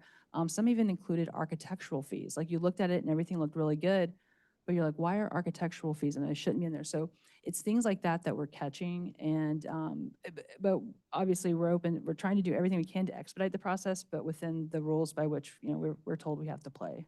So would there be a possibility of, I mean, we have the permit hours where we have open hours for the permits so that individuals can come in and sit and talk with the permit department, get assistance with the demo permits. And my understanding is we're kind of switching that over now to helping people with their interior remodel permits. Pretty much everything's on the table now. Okay. So we are. So if someone, for instance, submitted an appraisal for the third time and it was still wrong, would it be reasonable to have that appraiser come sit or come in, have a one-on-one, or is that an unreasonable ask? And what I'm trying to do is I'm trying to sit in the chair of the resident who is not a developer, who's not an appraiser, and they are well aware that they need their ACV value to increase, and they know that it will. And they're caught in the catch-22, right? They're the person, someone else is doing the work, and they're getting, the city's refusing it. Would there be maybe an opportunity to have a meeting? Maybe, does the building department look over the building department's not the one looking over the ACV, are they? No, we're primarily that, and we are, because it's not technically our profession, right? So we are as good as what the classes that we've gone through and the checklist that we're reading. And, Joe is truly taking a great interest in understanding it. So it's not, he gets the aspects of it. If an appraiser is rejected by us a third time, I would recommend the peer review. I would recommend reaching out to the gentleman who taught the class and said, I am at a professional standstill with this, because I think the answer that comes from that is going to be the most valuable one. So we did have an appraisal where we had some back and forth. I sent it to another municipality to say, hey, this is an example of what we're up against. What are your thoughts on this appraisal? And she tore it up and sent it right back and was like, no, this is wrong here, wrong there, wrong there. So it was a gut check. So we are trying to do that to make sure we are being fair and reasonable. But the appraisals are a learning curve for the profession as well. So maybe it's a case by case. For me, I'm just saying, for me, when I'm getting the calls and I'm wanting to help and guide people in the right direction, it'll be just a little bit more information needed to understand where they're really at. And the peer review. I think that's I would a recommend good the peer idea. review, and rest assured, I do not want to touch a document any more than I absolutely have to. So we're rejecting it and sending an email. And if you see Joe's emails, he literally goes, number one, and spells it out. I mean, his Yeah. emails are a paragraph Very long, being specific. very succinct, and I'll be more than happy to share with you guys an example. He is spending a lot of time, so it would be much easier to accept them than it is to reject it. So we would love for them to come through, and we've had a few come through that fly right through. And we've so. had two, I think I've met with two appraisers that have come in here who, I think we've accepted all of their appraisals from what they told us. I don't know how many they've submitted. So they're familiar with how the process, there are quite a few that are. I think there are a few that are still learning. Yes, and there's no, the problem too with this ACV is the industry hasn't created a format for it like they have for the mortgage ones. So that's what's throwing them off too. So they're trying to force a hybrid situation, and it just doesn't work. That'll work. So I have one more comment, and then I'll let somebody else talk. Another feedback that I've gotten quite a bit of is from residents who want to have some one-on-one time with the building department. And I know that in the past, this is my opinion, the opinion that I have based off my communications with the community, that the building department is much more geared towards contractors. And I think we've talked about this a little bit in how we're in a unique situation now where many residents are not going to necessarily hire a GC to do their work because FEMA says they can spend $160,000. Their work is $150 by right, by what FEMA charges out, but they've only got $60,000 cash to do it, and they can do all the work for $60,000, so they're gonna do it themselves. And there's a little frustration from the community on that, and I understand both sides completely, but I thought, wouldn't it be a wonderful, unique idea if our building official did like coffee with the building official? And maybe twice a week or once a week, I would think twice, maybe 3 times from 4 to 6. So you catch people who don't work. You might catch the people who, when they get off work, can come, where they can just come in and have a casual conversation with our building official. No, I think that's fine, and we can certainly schedule that, but I think you're getting into some level of detail that I don't think any homeowner, unless they know electrical, plumbing, HVAC, they can't do the work themselves unless I'm not mistaken. talking Yeah. about that. I'm talking about when they're looking at putting in their permit applications. I'm not talking about our building actual official work? giving advice. Okay. No, I'm not talking about him giving that advice. I'm talking about, I got off the phone with someone today who said, how do I know what to do for this? A contractor would know what dollar amount, what hours, how to do this, how to do that, to put in the package. I'm not talking about anyone here on staff directing an individual on how to install sheetrock or to do wiring. I'm talking about the paperwork in a casual place where it's not, where you can just have a conversation, where people can just come in and have a conversation. The other thing that I think it would do for the community is, I mean, we care, and we're going to give you a couple hours. You can come in, sit down. It's a roundtable discussion. My question might be the same question that Ray Kerr needs, or that, Hoosh needs. And by sitting and just talking, we can help each other in the process of understanding how to do the package. When I look at the package to me is very simple, right? But I've sat in a lot of meetings, and I've gotten a lot of questions answered, and I've gotten a lot of education since the day after Helene hit. So I feel like I sit in a unique situation that I can't understand the pains of a lot of residents, because I understand what we are requiring, having been, I feel like, gone to school and taught what it is, right? They don't have that. And it's important to remember they don't have that. And they're not looking to be electricians or plumbers. They're looking to fill out the package completely so that when it's submitted right, and maybe asking a question of the building official along the way would be beneficial. Just my opinion or my input. I would also say too with that, I think one of the advantages, even if the homeowner wasn't pulling their permit, but they've had, 2 electricians come in and quote the job, or an HVAC person come and quote it.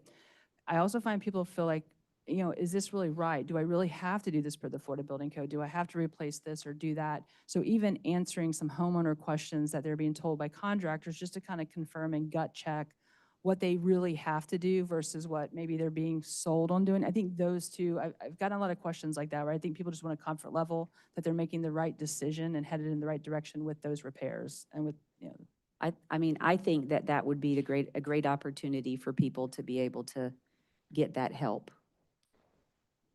My only fear is that there's only so many hours in the day, and these guys are overworked as it is. So if you carve out a 2 or 3 hour period 2 or 3 times a week and nobody shows up, you're still need to be there.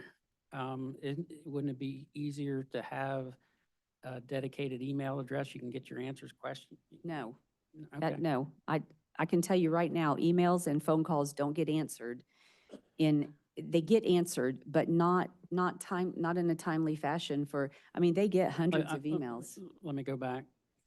The original part of this discussion was you're getting some help. And is that going to allow you to free up any time to be able to do something like that? And the follow-up question to that is, how long do you get this help? Because if you're going to have so many people doing construction projects, whether they're repairs or rebuilds, this is not a short-term thing. The building department is going to be understaffed for multiple years. So I don't know if this help is a 30-day or a 3-year period, or if it's a finite period. As long as you need it, you have it, and how long FEMA will pay for it, if at all. Is it just another expense? Do we need to look at hiring anyone? You know, these are the things that just pop in my mind. So the help comes through us through FDM, so they're already a vetted source and they will be reimbursed. We will get them, we're fortunate now because Manatee County apparently is wrapping up some stuff. So the people we're getting are coming off the work that they were already doing. So the 4 people we got today, they'll stick with us as long as we can keep them busy and have work for them to do. They're also committing to giving us 2 cost estimate reviewers as well as 2 professional appraisal reviews, which is one of the things I wanted to mention as well. So that process may be a little easier too if we have somebody on this side who can talk that language with the appraisers who were rejecting their appraisals. So it is my understanding they will be available to us until such time as we're determined we don't need them. Well, and we did have, I mean, I don't know what happened, but we did have a budget line for a second building official, junior. I don't remember what it was, but I don't think there's any better time than now to fill that position because it is a position that was intended to be long-term, which gives us a second person to be able to do whatever's needed for the community.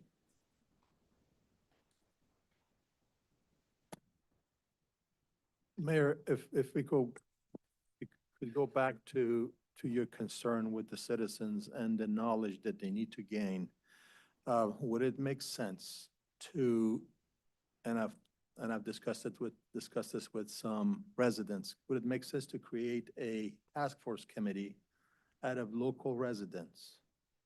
In other words, get a group of our community people to be a part of a task force committee where they can meet with the city, meet with the building official, gather ideas, and workshop those with other residents, educate the other folks.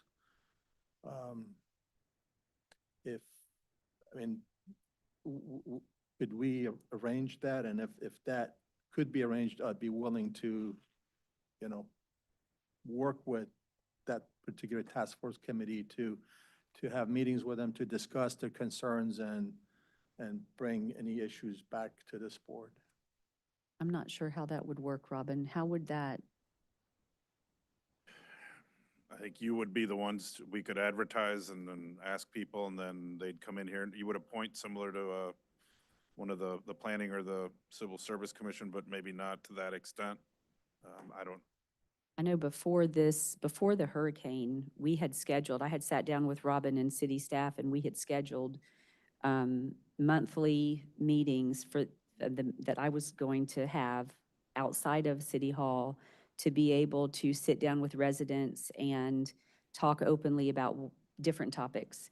And every meeting, their meetings were scheduled for coffee, lunch, happy hour, outside, so not outside, but outside of City Hall, so that it would be a more comfortable atmosphere where people would feel more, more apt to speak freely about how they feel.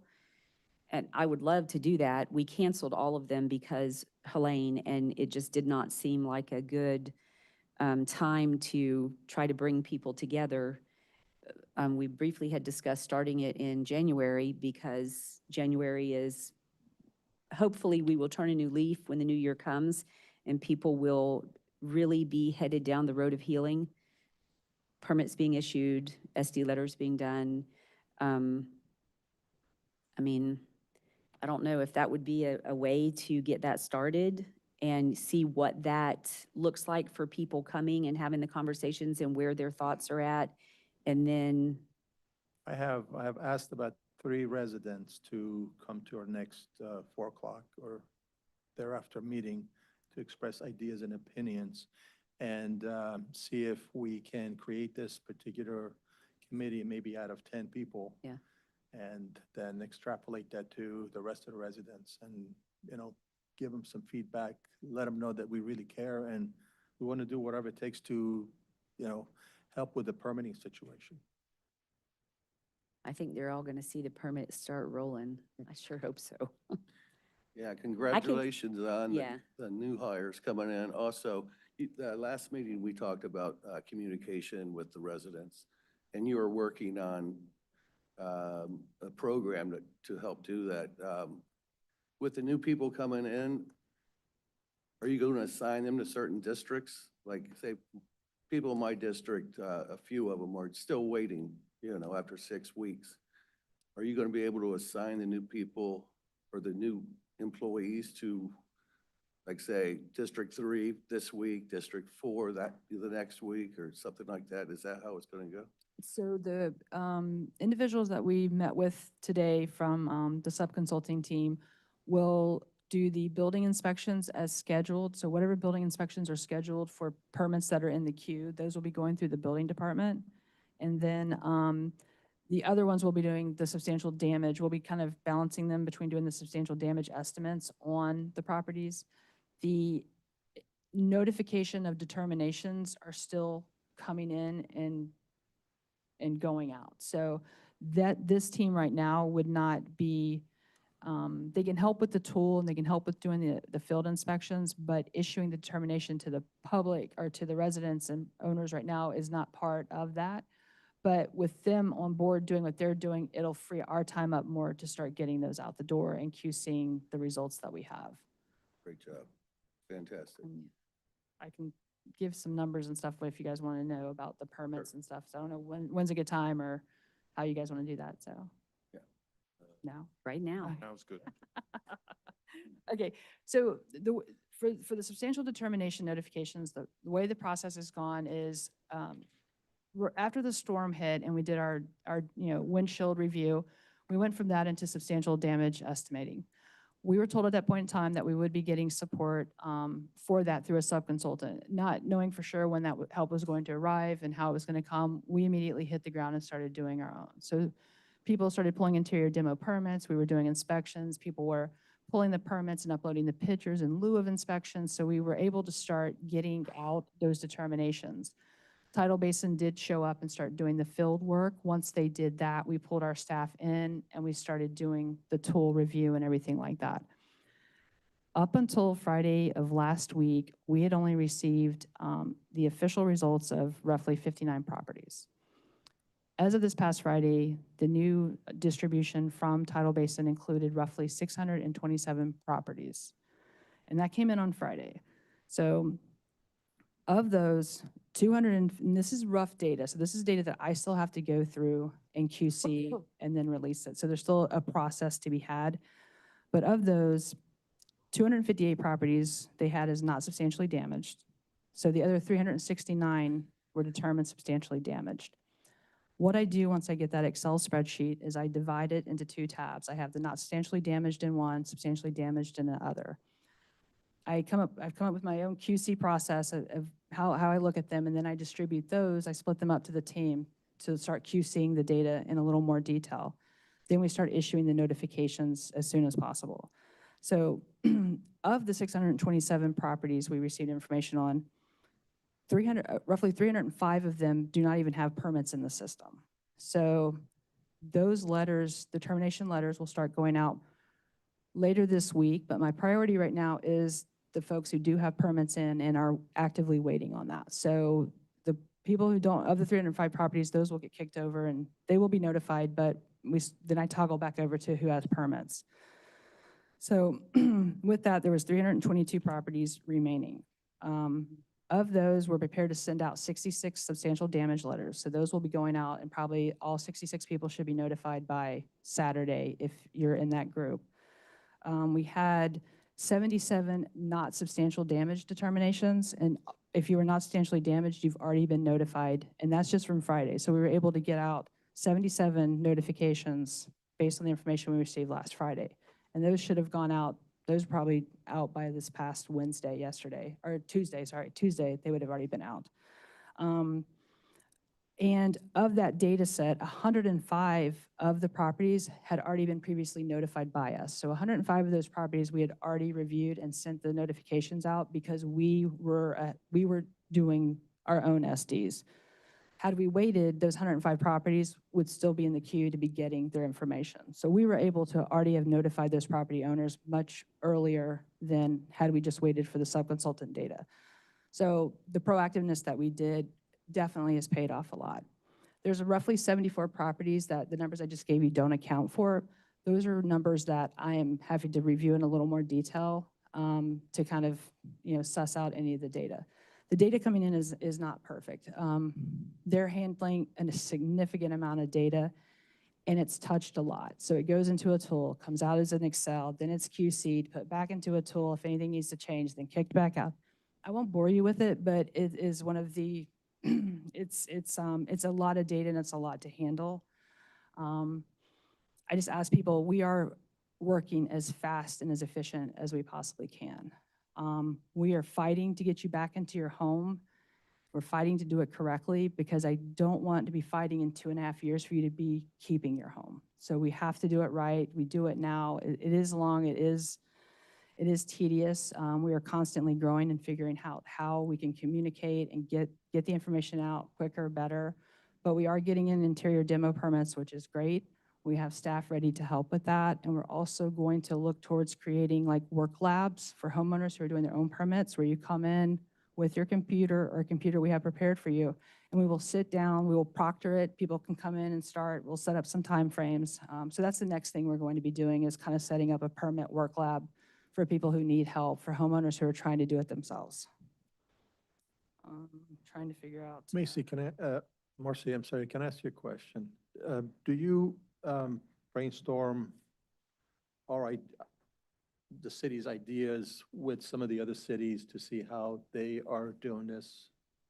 Yeah, so we have a few meetings that we go through. The PCCLB has been hosting a meeting, and that includes building officials and CFMs. So we have that meeting typically once every 2 weeks, sometimes 3 weeks may go by. We also have a municipal meeting for the tidal basin data that we're all receiving. So we have a municipal meeting where we're all on that. And we also did earlier on have just some of the municipal meetings. So everything the cities are doing, we are all pretty much we're communicating on how we're doing it. We're taking ideas from each other. So there's Learning from definitely each other, right? a lot of sharing there for sure. Yeah, we get calls all the time like, hey, I heard you guys are doing this or doing that. Is this how you're doing it? So yeah, we're definitely willing to learn and grow and see what other communities are doing. So we're keeping our finger on the pulse of that for sure. Thank you.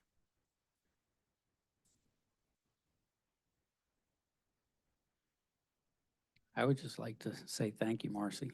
You're doing a great job. Yes. Appreciate that. Thank you. Thank you very much.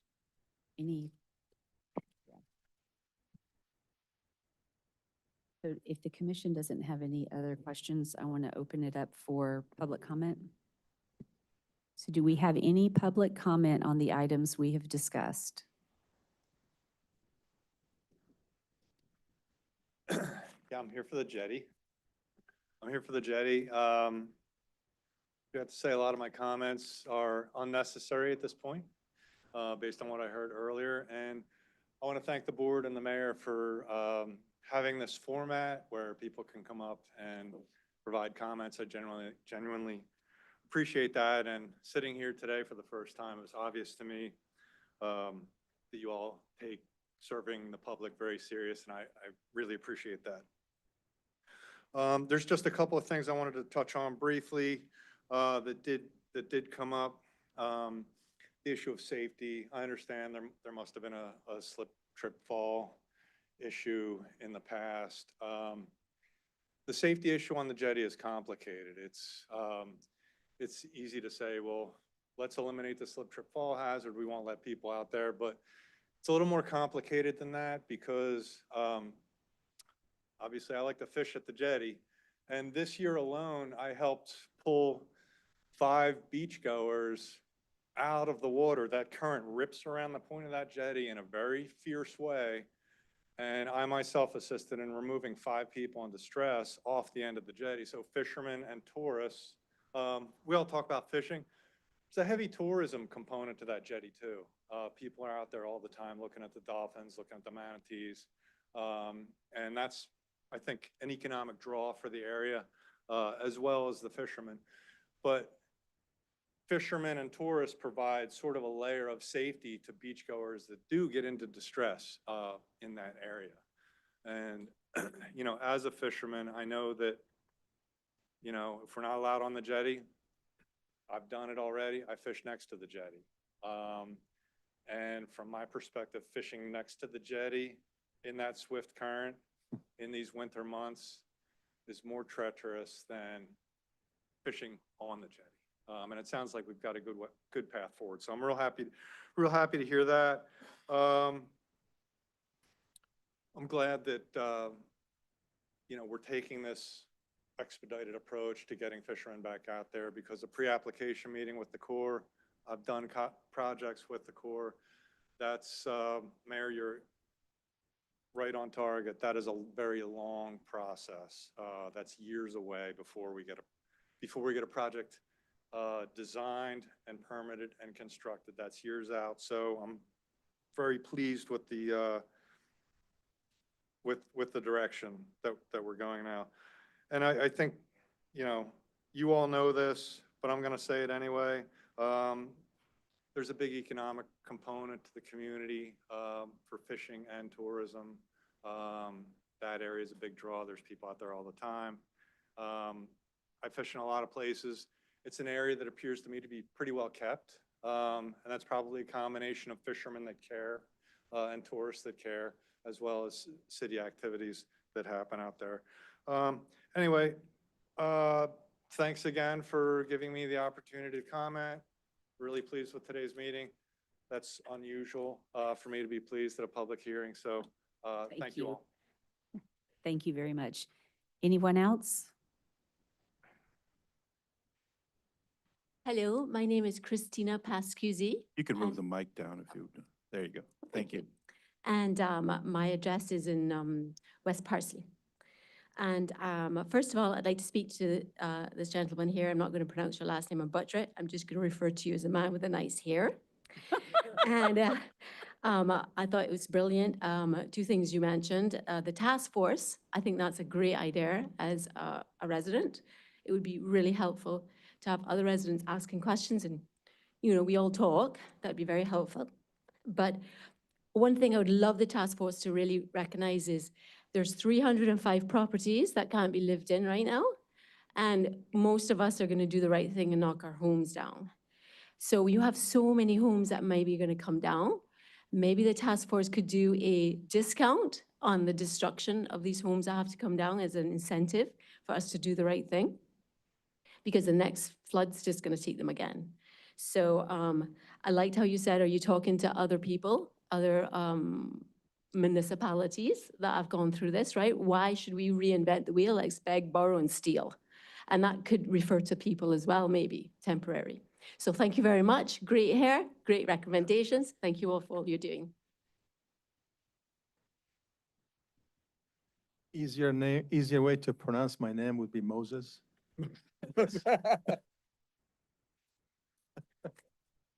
My name's Alex Peterson. I live at 8041 Sailboat Key, St. Pete Beach. I'm here today representing the anglers of Tampa Bay area. I'm a retired military guy, 23 years in the Army. Have a strong passion for fishing, and I currently am the chapter president for Pinellas County Salt Strong Fishing Club, which represents over about 500 members just in Pinellas County. But I also represent probably over 3,000 fishermen, anglers in the whole Tampa Bay area, which is part of our club. And all these members, all these anglers kind of know what's going on over here. I mean, and the reason why is because they frequently fish here. And so a lot of the things that I was going to talk to you today, I must thank Mayor Brooks and the commission for agreeing to do some of the expedited things like the gentleman was talking before. We really do appreciate, everything that you guys do. And I guess one question that came up, one of the things I was going to talk about was, fish at your own risk. I understand that that's probably not the way to go, even though there is a presumption of risk there, I'm assuming, but maybe that's not the right approach. And I appreciate you bringing that up. Because that was one of the things we were going to ask you guys to do, but that was very much clarified.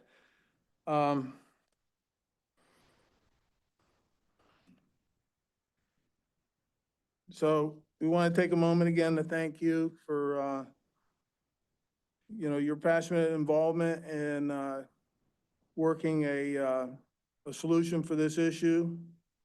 Your dedication in finding a resolution for the community is greatly appreciated, and we fully support your efforts in trying to reopen access to the jetty for the benefit of the residents and visitors who rely on it, and we hope the rest of the commission will support this effort. Thank you for your attention to this matter. We trust that the commissioner's leadership will find a path forward that addresses these concerns while preserving the beloved tradition of John's Pass Jetty.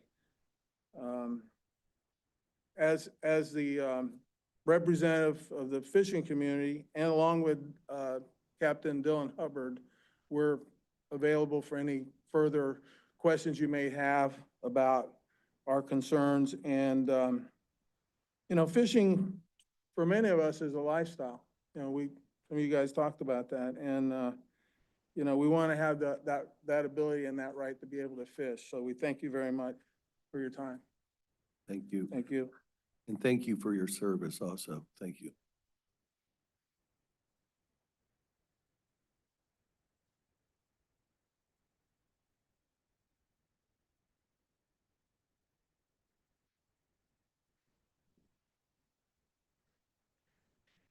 Thank you, commissioners and mayor, for putting us together with this rebuild of the sidewalk out there in FEMA or whoever else is going to be involved as far as permitting and that goes.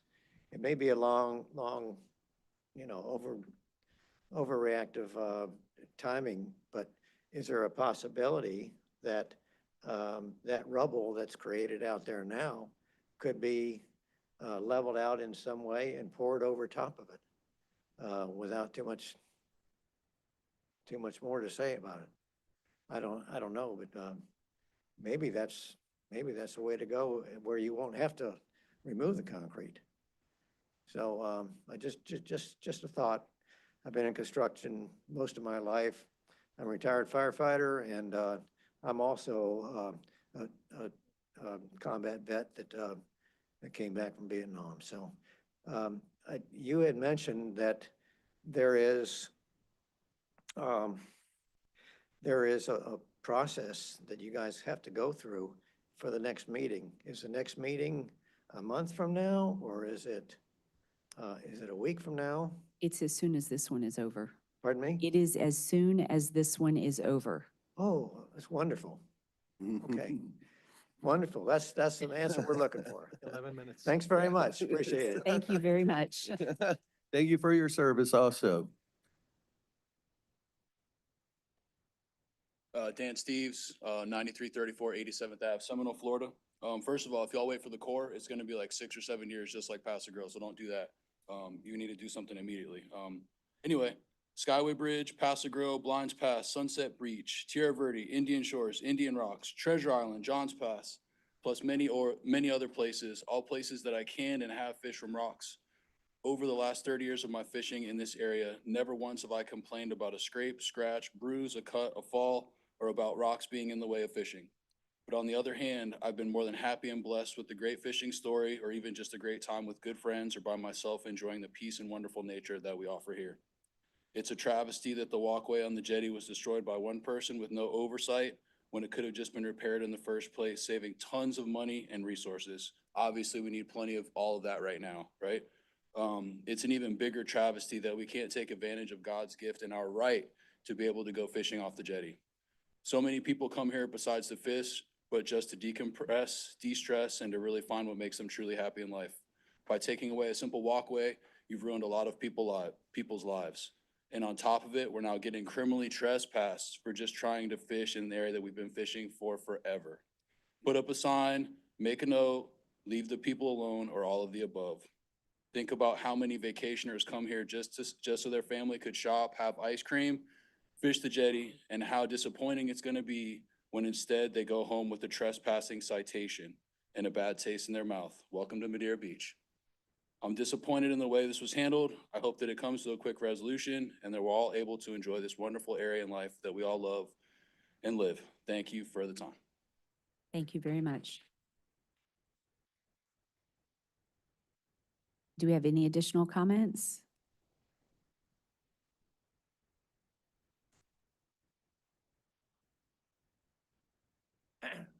Robin Stack, 728 Sunset Cove. Some of you guys may recognize me, a lot of you don't. Either way, here's the problem. The commission is not doing your jobs. You guys aren't doing your jobs. Your jobs are to make sure the city manager does what you want. That's why you're here. You're us. You are the people.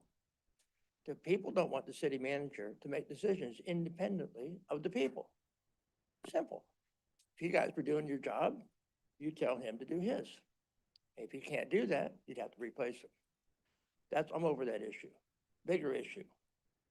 The agenda, really? How come the building department's not on the agenda? We're meeting, what, once a month? Why don't we make the building department like 5 or 6 times its size? Hire subcontractors, bring in help. Obviously, they're overwhelmed. Don't be overwhelmed. Step up to the plate. Do something. City manager should have come to you and said, hey, we need to increase the budget immediately, not whenever. One more topic. Allow outside inspectors. Allow people to come in that are qualified to tell me if my plumbing's hot on the left. You get the rest. We don't need inspections to put a cabinet in. We don't. So let's get off the minutia and get on with the real life. Thank you. Have a nice day. Thank you. Do we have any further public comment?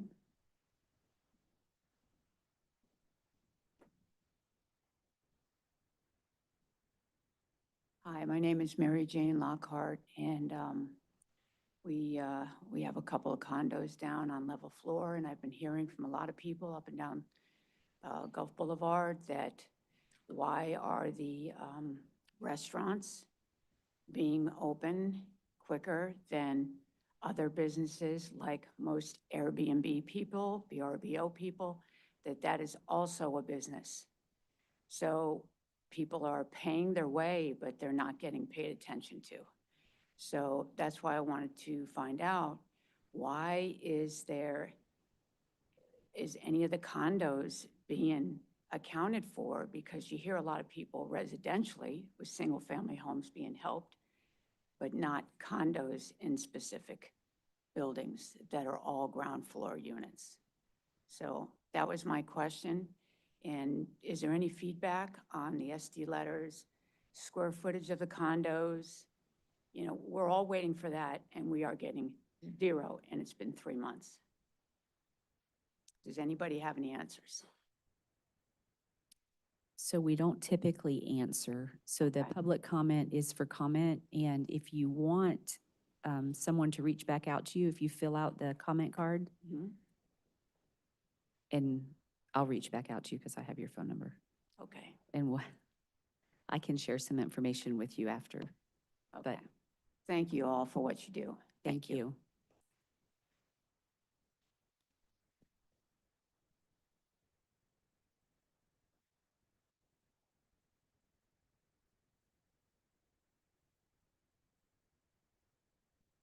Hi, my name is Greg Rizzio, and you guys pretty much have answered all my questions, so I only have one other question, which, when they do redo John's Pass, like the last time when they went up and put the new handrail in, whoever had done that were not qualified.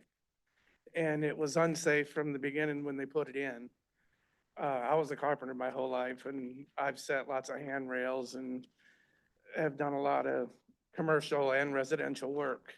My only concern is whoever you guys get to do the work, hopefully they'll be qualified to put in the proper handrail and make it, you know, strong enough where it will be safe. That was the issue before the hurricanes came, when it sat and they had it all blocked off, and everybody's gonna fish it regardless, no matter what. They'll walk around the rocks. It's just gonna happen because that's what everybody, I mean, a lot of people go there for, is a fishing. But my only concern is whoever you get to do the work, hopefully this time somebody will oversee the qualifications of them and make sure they install things properly. Because small things, they put in tap cons, you know, for the rails, which they should have, it doesn't hold in a million years. They should have had drop-in anchors. And after the first day they put that rail in, one of the guys that fishes with us is like 260 pounds. He literally could have pushed the handrail over. So, I mean, this is an old issue, but, you know, it just would have never lasted, which it didn't. So whoever rebuilds it the next time and puts the handrails on, hopefully they're gonna use the strong enough aluminum and put in the right anchors and everything. So this time it will hold up and stay and be safe. But that would be my only concern. You guys have answered the rest of my questions already. And I'm glad you're gonna, you know, fill it in and make it right for the fishermen and rebuild it, because that was everybody's concern. That's the topic everywhere, you know, everybody talks about, and a lot of people were pretty upset about it. And it is, you know, people are used to coming here and going down there for the sunset all the time, you know, because I fished down there several evenings in the mornings, and I believe it is a very nice tourist place for people to go to John's Pass. I mean, every night in the summertime, you know, you get thousands of people walk down for the sunset. So I think it'd be very beneficial to rebuild it, keep it for the fishermen and the tourists, and then everybody's happy. And once you get your parking lots fixed up, then you'll start bringing your money back in, which should help a lot. But I just want to say thank you for everything, and just had that one comment. You're welcome. Thank you. Do we have any additional?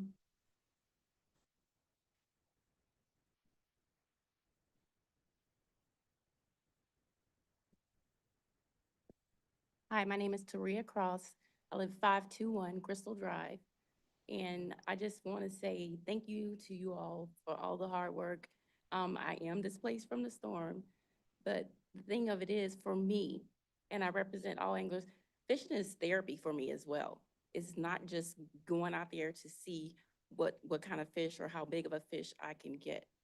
So when I saw that, you know, I'm like, oh my gosh. But my thing as far as safety, I make a decision to go down on the rocks. If I catch a big snook, I'm not gonna try to swing it up over those rocks.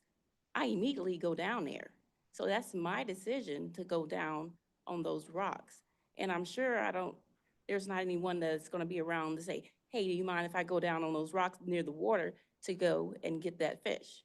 Because I don't want a chance losing that fish. As far as the tripping, I don't know if the person tripped, you know, on the sidewalk or tripped in the rocks.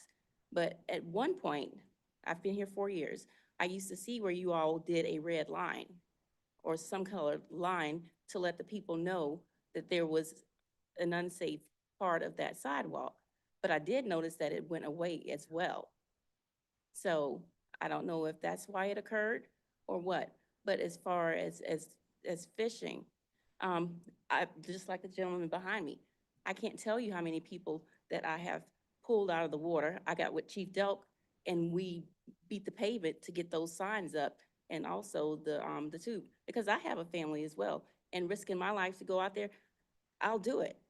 But what is it with me just going on the rocks to fish? I'm putting my life in danger to save a stranger. So, but again, thank you all. Thank you. Do we have any additional public comment? With no additional public comment, we will move on to the next item on the agenda, which is the City Attorney Resolution 2024-08, opt out of Live Local Act. Thank you, Mayor. I'm going to go ahead and read this resolution by title only. This is a resolution 2024-08, a resolution of the Board of Commissioners of the City of Madeira Beach, Florida, opting out of providing the 80 to 120% AMI missing middle property tax exemption to developments that would otherwise qualify pursuant to House Bill 7073 and providing for an effective date hereof. The memorandum that's attached to the resolution sets forth the thought process behind adopting this resolution. The bottom line is that a couple of years ago, the Florida Legislature adopted the Live Local Act, wherein it created a new affordable housing tax exemption for developments that have 71 or more affordable units to households that earn up to 120% of the area median income. Last year's legislative session granted taxing authorities such as the City of Madeira Beach to opt out from providing this tax exemption. By opting out of the tax exemption, you keep those tax dollars here in the City of Madeira Beach, and you don't waive them for developers. In addition to that, you should note that there is nothing in the statute that provides that the tax savings that the developer is going to receive is going to be passed down to the tenants or the renters of the properties where the exemption has been provided. So city staff is asking that the resolution be placed on the agenda and be approved to keep those tax dollars here in the City of Madeira Beach by opting out of the exemption.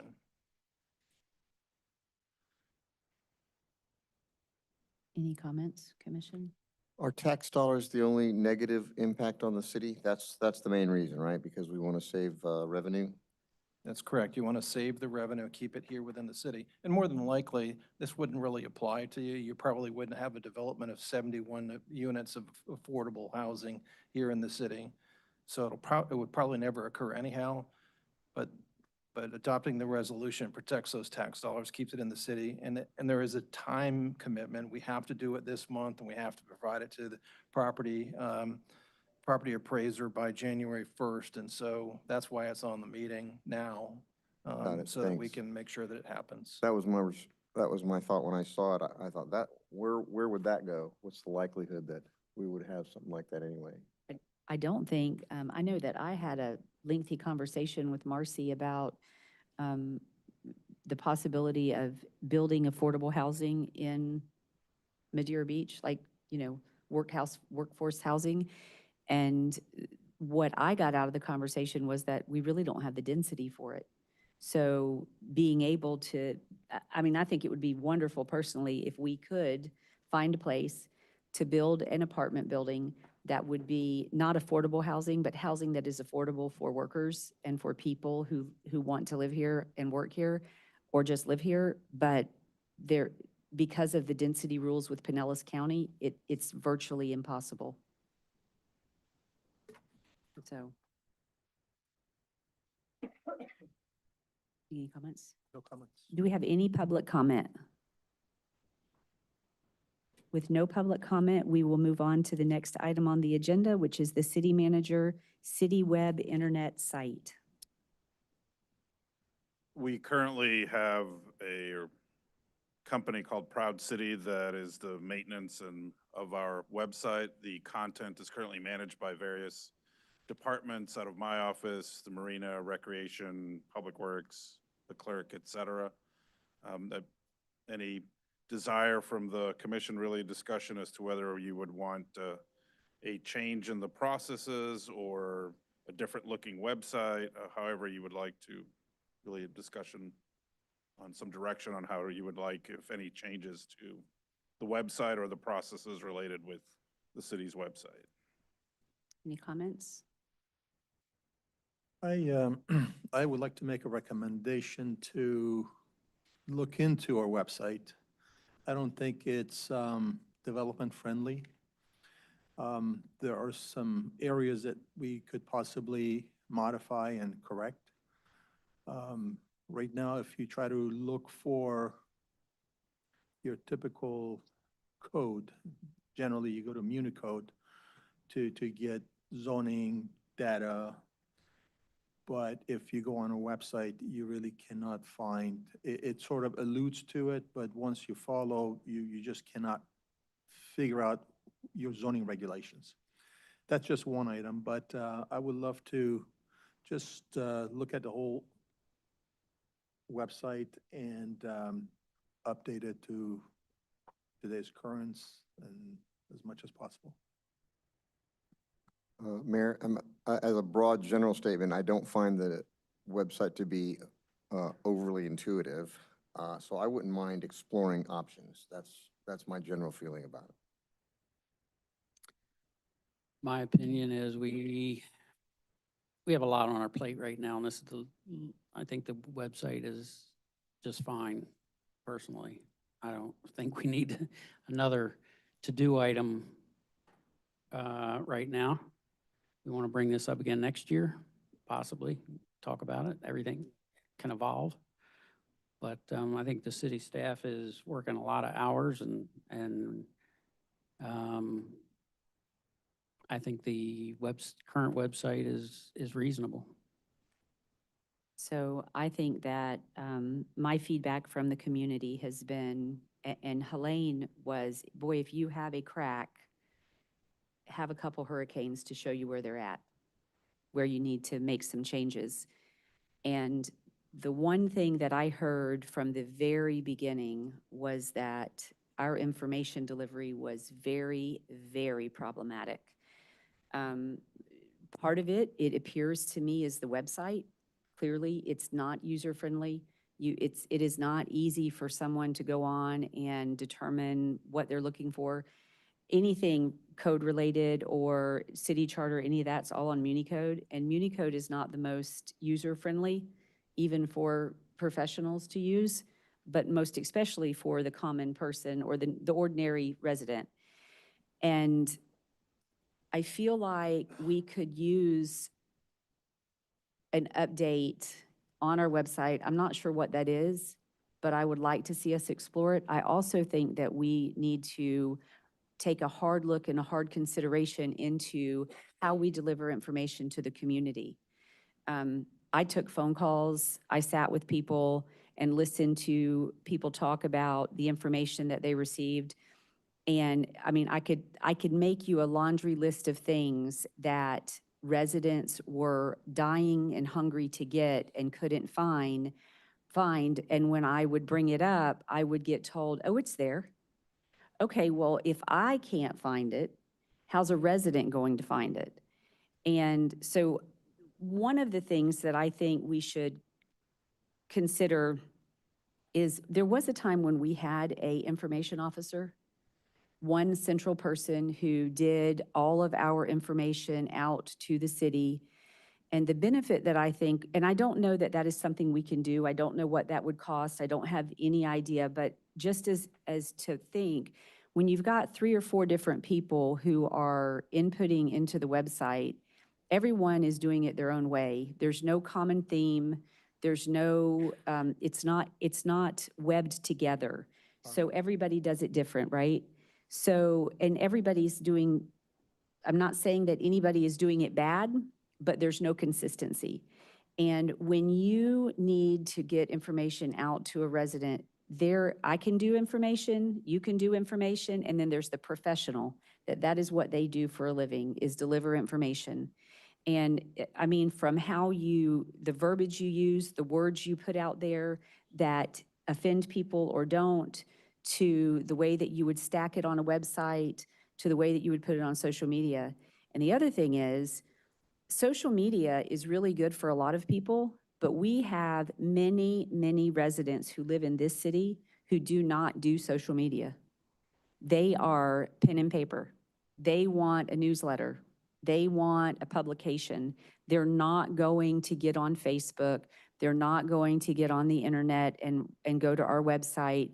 We got that with the permit process.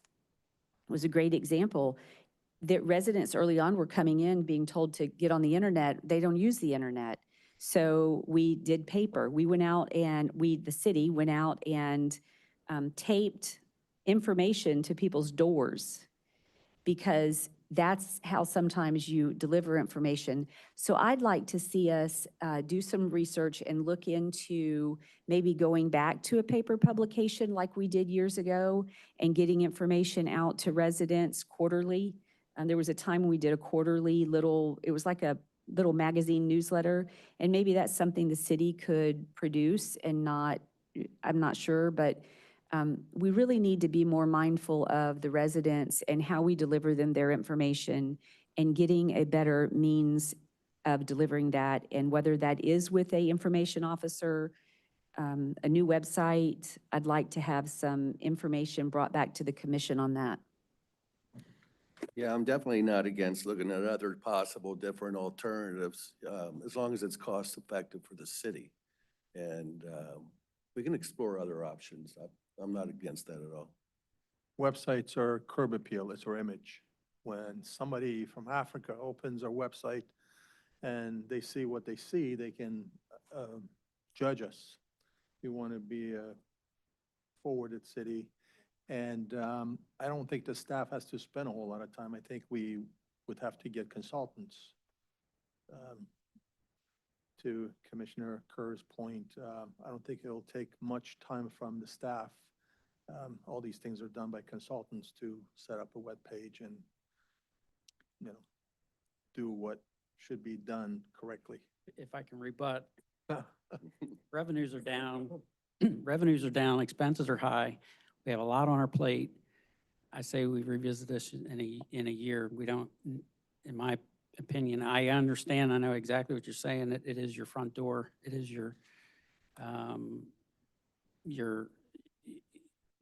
that's the way a lot of people, outsiders would see. But, the discussion's is more about getting information to the residents. I know it's a marketing tool, but it's a useful tool for the residents. I think it achieves all that it needs, and it needs to at this point. If there's a question, there's always pick up the phone or come into City Hall. We're only 2 miles long and a mile wide. So again, it's something that's not in the budget right now. We all voted to suspend permits. Like I said, our revenues are going to be down for at least the next year, and our expenses are going to be up. We don't need something else on the table. That's my humble opinion. I'm not necessarily talking about spending the money, but I would like the research. I mean, I'd like for us to understand what it would cost to have that communication person. Is that someone who already works for the city that can be put into that role? We can have a dedicated person to that. What does that look like? I don't know, but I think it warrants us at least understanding what that is. And again, that's coming out of just the sheer volume of people who didn't get good information after the storm. And if we don't learn from that, then we're going to do it all over again the next storm. And it was on no one's fault. We're not set up for it. We need to learn from it and be better the next time. And the only way I think we can do that is to start doing the work on seeing what that looks like to make the change. Just do some quick research and bring it back to you. Yes, I think. On that topic, which is kind of off base, I hope that we're taking notes on our experience here and be able to put together at a future date, you know, this is our emergency management plan. We probably have something in that sort, but we've learned a lot, I would expect, from this storm, being a 100-year storm, so that we're ahead of the curve as far as, you know, okay, the hurricane's coming. This is where we're going. We're going to be shut down. No one's going to be able to cross the bridge for 3 days. Expect it, you know, and from there on out, If we there's knew so that much we before. could have learned. Yeah, if only we knew. And I we think- didn't even know when it was going to Right. reopen. No, I understand, 'Cause we don't control it. but to be prepared, and that, you know, if it's anything like, just to have some sort of manual to answer many of the questions people have now, because we've gone through it and while it's fresh. I agree with you, Commissioner Kerr. I have said previously, and I believe strongly, that we should be having a workshop specifically dedicated to the residents and what their pains were. Because I have a laundry list of things that I think we could have done better, but we didn't know. Nobody could have imagined, no one would have imagined that we were going to be flooded to the extent we were flooded. I mean, I stood at my house and couldn't believe the water. That it was coming in like it came in. So I think that it would be good for us to set something up and get community input, see what people, you know, what was your experience? What did that look like for you? What could have been better for you? So that the next time we do have those FAQs, we do have that understanding so that we're prepared and the community's prepared, and then hope that it never happens, right? I agree. Always begins with evacuate when you're told to evacuate. But we'll be doing that for hundreds of years. Oh, until we may not be on the island anymore. Do we have any public comment?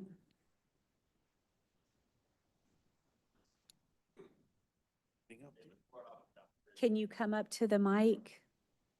Thank you. Hi, Michael Druding, I'm a resident. Just the comments made about the bridge being open, and that's a very simple change. And as far as costs go, you could have a high school student do this, who would do it as a senior project and volunteer. So I don't think it would cost that much money. I think you just need someone that would give it oversight. You could turn it over to a group that would take care of this sort of thing. Also, placing items on Facebook is not very secure. It would be very easy to make an imposter account and put out bad information. So. Thank you very much. Do we have any additional comment? Yes, ma'am.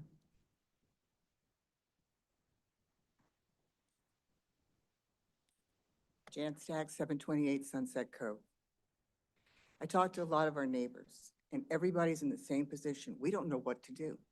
We've gone and gotten appraisers. We've done all these things. We've tried to fill out the MGO program. Then we told to go into the Madeira Beach program. We went there this morning and everything is, oh, it's not available, it's not available, it's not available, it's not available. We've got real problems, people.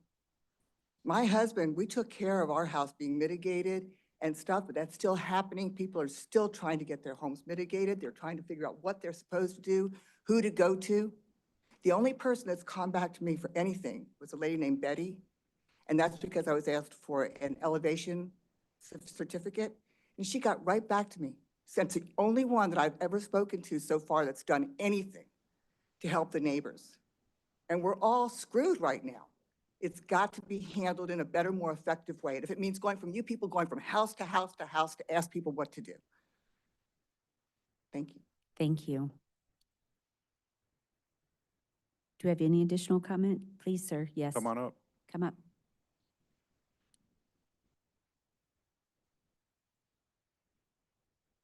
Yes, good afternoon. My name is Mike Bucci. I reside at 445 137th Avenue Circle. And I agree with this lady just said. First of all, I want to compliment the lady that works inside there. She finally got me squared away on what to do and how to do it. But like you said earlier, everybody, I believe in keeping it simple. Okay, step by step. My FEMA time, if FEMA didn't put me up, I'd be living on the street.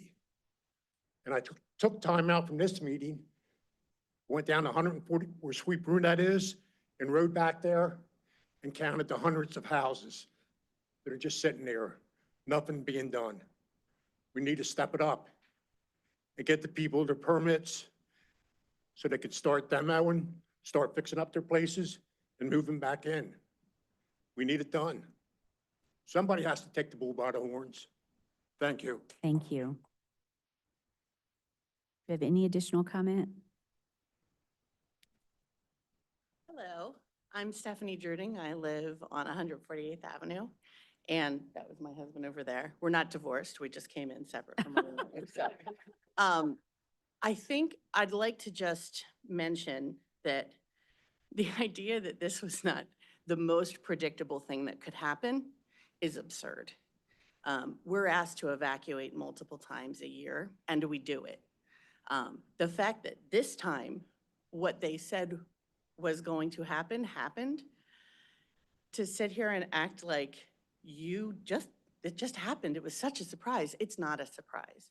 And the fact that there was not someone who was well-versed in coastal flooding emergency and FEMA compliance prior to this event, so that the missteps, the lack of communication, and all the fail-safes that you guys discovered, right, when you put pressure on the system, is unacceptable, right? So moving forward, I understand there's a lot of things that we've learned. I think we as residents have learned a lot of things.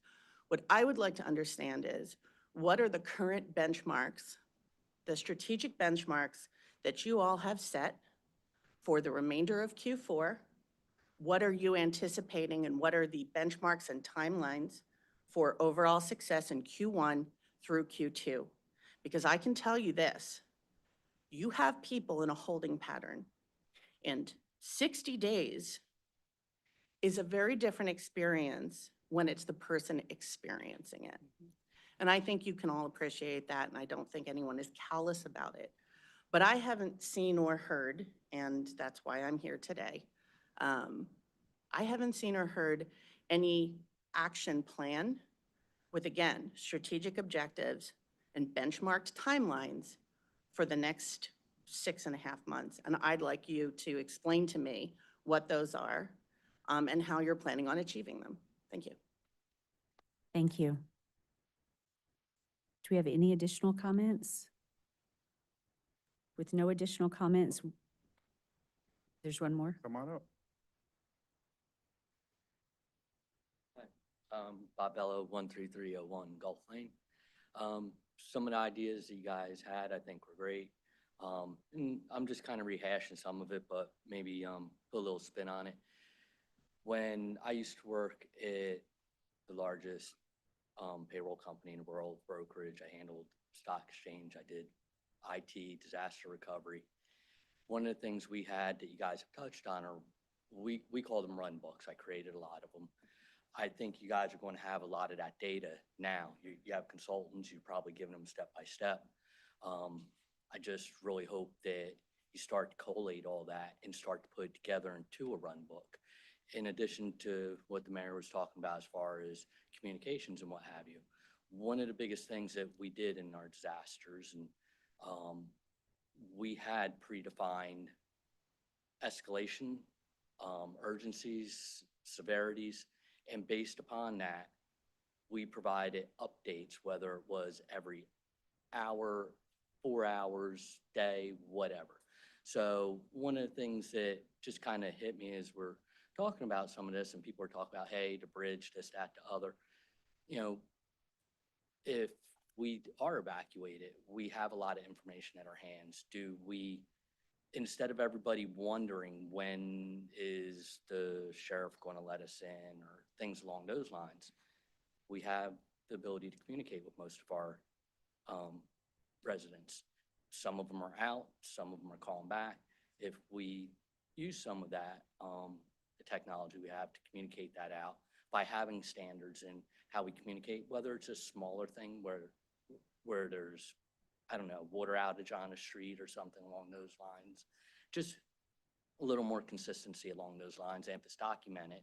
And we use software that forced us to, you know, follow those guidelines we developed. I just think it would be helpful. So, thank you. Thank you. Do we have any additional comment? Oh, you already commented. And technically speaking, I don't want to break the rules because then I would have to break it for everyone. With no further comment, I would like to make a comment for the commission's benefit. I have sent and requested a lot of information from city staff on numbers, statistics, what we've done, and lots of things to try to understand what we're getting done in a day. How many hours are the employees working? What department's working? What hours? How many permits are being issued? How many SDs are being done? How many letters are going out? How many, and all of this information, I've sent multiple emails. I'm certain I have frustrated Robin. I have frustrated city staff in asking the questions. And here's what I know.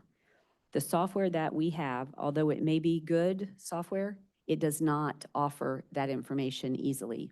So it is something that I believe will need to be addressed, because if you're going to understand what you're doing and how efficient you are moving forward, you need software that will allow you to get those metrics and to understand who's doing the work, where's it coming from, how's it getting out, are we processing efficiently, are we giving out the information?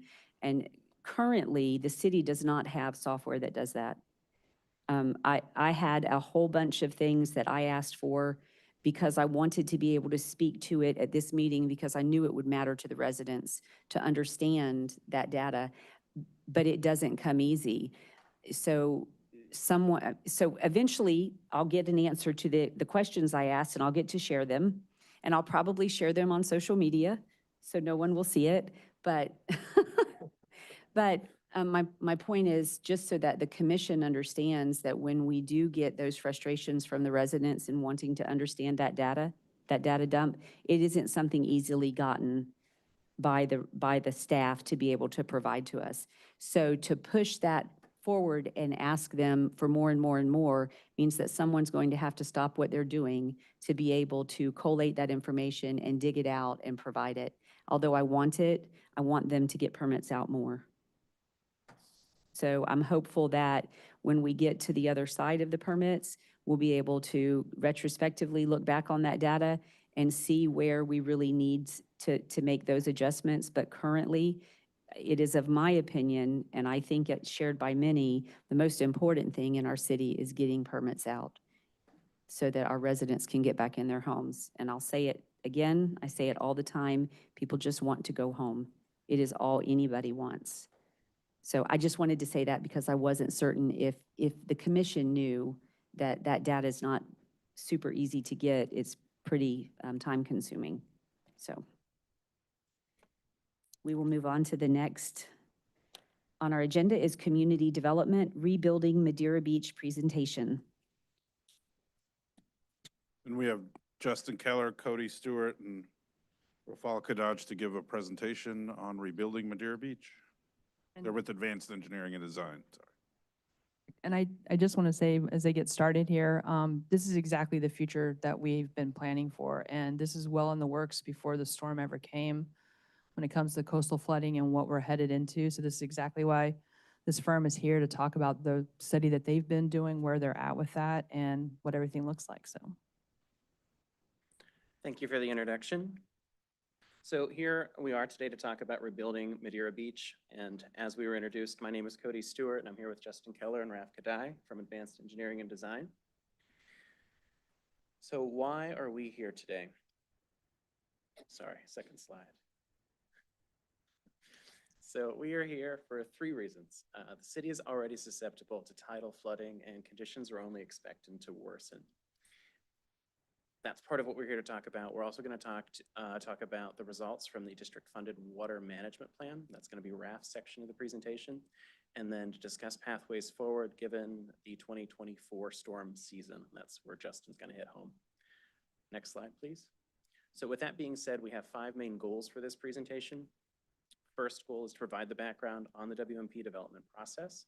Second goal is to share the current level of service, or LOS, we'll abbreviate through the presentation, to discuss the impacts of tidal flooding. The fourth goal is to discuss paths forward to keep residents in their homes through 2100. And the fifth goal is to obtain commission feedback. Next slide, please. So what does your community look like in 2100? This is a projection of king tide in the 2100 planning horizon. As you can see, majority of the city is covered in water. Now, this isn't a storm event. This is just meant to be king tide, but to show you the level of impact in 2100. On this particular slide, if we could stay here, I initially planned on talking about 2 quotes after this, but in order to streamline this presentation a little bit, we might skip around, so please excuse us for that. But to quote Commissioner Kerr, he beat me to it, but the city slogan here is 2 miles long and a smile wide. So the question that I pose here is, how do we keep residents and visitors alike smiling through 2100? I'm going to hand the presentation off to Raf, and go ahead and skip the next 2 slides for us, please. All right. Thank you, Cody. My name is Raf Kadai. I'm leading the watershed management plan for the city. So what is a watershed management plan? Essentially what we do is we map the city's stormwater infrastructure. We develop a stormwater model that can then be used to analyze the stormwater systems that are currently present in the city based off of different rainfall events and based off different tidal conditions. With that, we can develop some projects, or let's say areas where improvement can be made based off of performance or substandard performance using current level of service standards. Now, when it comes to level of service standpoint, the watershed management plan also provides recommendations on code revisions to, let's say, look at providing better stormwater performance when it comes to redevelopment or when it comes to reconstructing a roadway. Next slide. Now, I just want to give like a high-level synopsis of the process in developing a watershed management plan. So one of the things that we do is we look at the boundary and we look at the city limits and see what areas are, let's say, directly or what areas have city-owned stormwater infrastructure and what areas are just not even connected to a city system. So what I mean is like looking at American Legion Drive on the other side of Tom Stewart Causeway. The only city-owned infrastructure is American Legion Drive. The rest of it is owned by the county, so any stormwater system there would not, there would be no point in analyzing those areas as, the city would not be improving those types of areas. Next slide. And then we looked at land use composition using SwiftMud data. We revised it to include some redevelopment that has occurred and some areas that were missing from their data. Next slide. And then from a soil composition, once again, using SwiftMud's data for the soil makeup within the city, we made some minor revisions based off where we saw little pockets of water that would pop into land areas. Next slide. And then we wanted to develop a stormwater model that actually looked at it from a subwatershed standpoint. So currently the city uses different areas for stormwater assessment when it comes to NPDES or even from a maintenance standpoint. We wanted to keep that kind of going with the stormwater model so everything works seamlessly. Next slide. And at the end of the day, what we ended up developing was a stormwater model that was interconnected using underground stormwater piping and overland weir flow transfer. So this is areas where drainage areas are connected based off spillover points from areas that just do not drain very well. Next slide. So at the end of the day, why are we here? Why do we create a watershed management plan? Well, that's to evaluate stormwater performance. Now, the city's code actually currently has level of service standards set. Now, this was ratified in 1983, so I don't know how current it is to what we're seeing today. However, what the code says is that we evaluate stormwater based on a 25-year, 24-hour storm event. So that is 9 inches of water that falls within 24 hours, and it's based off a mean sea level of 2 feet or 2 feet above mean sea level, which generally converts to 1.72 feet NAVD for like a tidal elevation. Now that's an interesting number because majority of the roadways, or I wouldn't say majority of the roadways, but a lot of the roadways are around elevation 2, and there are roadways that are below elevation of 2 NAVD. So therefore, in a pre-storm event, you would already have what is considered a sunny day flooding, and now you're trying to also have a stormwater system that can handle that. However, we feel that that existing level of service standpoint, kind of paints a rosy picture. If you look at the map, there aren't many areas that fail the current level of city, or level of service standards. Now with the next slide, I'd like to show what the National Weather Service recommends. So with their Turn Around, Don't Drown campaign, they say anything with 6 inches of standing water can potentially undermine a passenger vehicle. What they mean by that is water would provide or would create a vehicle buoyancy effect with another vehicle passing by could wash the vehicle off the roadway.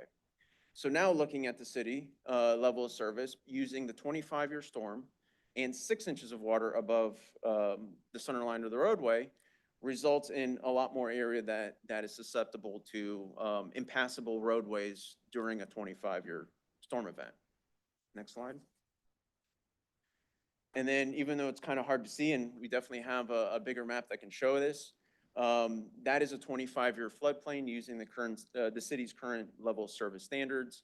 And it shows that there are pockets where, you definitely have standing water in the roadway. For the most part, I would not drive through a lot of these roadways during a 25-year storm event or shortly thereafter because, it just wouldn't be safe for a passenger vehicle to drive through. Next slide. With the watershed model, we provided some BMPs or some improvement projects for areas where we felt that either there were low-lying roadways or they were just a maintenance challenge for the city. Next slide. And with that said, for the BMP, we actually looked at a couple different aspects. So with the low-lying areas, when you have tidal impacts, so a 1.72 foot tailwater condition, you're going to have majority of your stormwater systems inundated with tidal water before the rainfall event even starts. So what ends up happening is when you have stormwater already or tide already in the stormwater system, your performance is reduced. You're going to need more water within the roadway to push out through that tidally impacted stormwater system. What ends up happening is you're going to end up having water stay in the roadway for longer periods of time. And there's really only one true solution to that, and that would be to elevate your roadways. Some of these BMP projects that we recommended would look at elevating your roadways. However, they were limited based off of the current residential homes that are out in some of these parts of areas. There are homes that have been built that are built at a much higher elevation, but then there are still some of these older homes that, unfortunately were affected during Hurricane Helene that are limiting to how much you can raise your roadway to provide a suitable level of service. Next slide. And with the WMP, we also provided a level of service recommendation, something to be looked at to potentially adopt within your code of ordinances. Now, a more common storm that is utilized for stormwater design is a 10-year, 24-hour storm event. That is something that the county has as their base storm requirement for roadway design. What we propose is utilizing a level B roadway level of service for a rain event, which means essentially you are limiting your roadway flooding to 3 inches within the curb line. So not looking at it from a center line of the roadway, but from like a curb line standpoint. What this would mean is during a 10-year storm, if emergency personnel have to access a residential neighborhood, or if they have to, or if let's say residents want to get out of their neighborhood, they're able to at least drive through non-flooded roadways to be able to escape. And then next slide. And then finally, so with those 5 BMP projects that we presented, you can see the hatched floodplain for the 10-year storm. And then the post improvements is filled in floodplain, which is significantly reduced in a lot of these areas. Now, with that said, I'd like to pass it along to Justin as to how we go from here. Certainly appreciate the commissioners having us here to kind of take a step back as to kind of why we're up here giving you all this stormwater data that probably 2 hours into meeting you could care less about. Is that we realize that, the city is, the city has some challenges when it comes to stormwater collection. You're a coastal barrier island. A lot of your roadways are low and you rely on a gravity system to where essentially you rely on gravity to push the water out. When the tide backs up, into the roadway, the ability of that water to be pushed out, and I'm speaking to another, a fellow industry professional here. When the tide is elevated, that essentially, limits the ability of that water to, I mean, it still flows, but it does not flow in as efficient as a manner. So the initial intent of this whole study was to go ahead, provide some stormwater recommendations, and let's say come to the commission and staff, let's say in a multi-phased approach. And then Helene hit.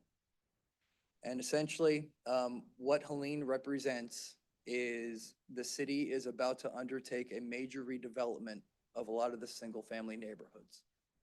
So we're kind of at a fork in the road, if you will. We know we have stormwater challenges and we have low roadways. And we know we got dealt a pretty crappy hand by Helene possibly requiring a large percentage or, a good percentage of these homes to be rebuilt. So when these homes are rebuilt and we look at moving forward with providing stormwater improvements, we want to start having some big picture discussions with the commission and with the community. We know the challenges we're dealing with. I guarantee you everybody here understands what it's like to drive through a road that's impacted by tide. I grew up in the Shore Acres area in St. Pete, so, waiting at Publix for an hour for the tide to go down is not something new to me. And unfortunately, that's kind of how we've lived our life now. And based upon some of the projections, not the extreme projections, the more modest projections moving forward, that is anticipated to become more of a problem in day-to-day life. And so we really want to start the discussion. Again, we're not looking to pretty much 2.5 hours in the meeting, throw a presentation at you and say, okay, what do we do in the future? It's not really fair to ask for that, let's say, very detailed feedback now. But it definitely is the time to start the discussion, to start to understand how the rebuild that the city is about to undertake correlates to the stormwater performance that you can expect moving forward. And really, if you can go to the next slide. So should I just tap on the podium if we want to do the next slides? Okay, I like that. I'll give you a fake tap, So next slide, please. So, all right. So anytime we're looking at planning for the future, we have to make sure that we're all on the same page, right? So we have some pretty core foundational goals, and some of these seem kind of silly, but we think it's important to get out there. We're assuming that the city residents will be in their homes through 2100 and beyond.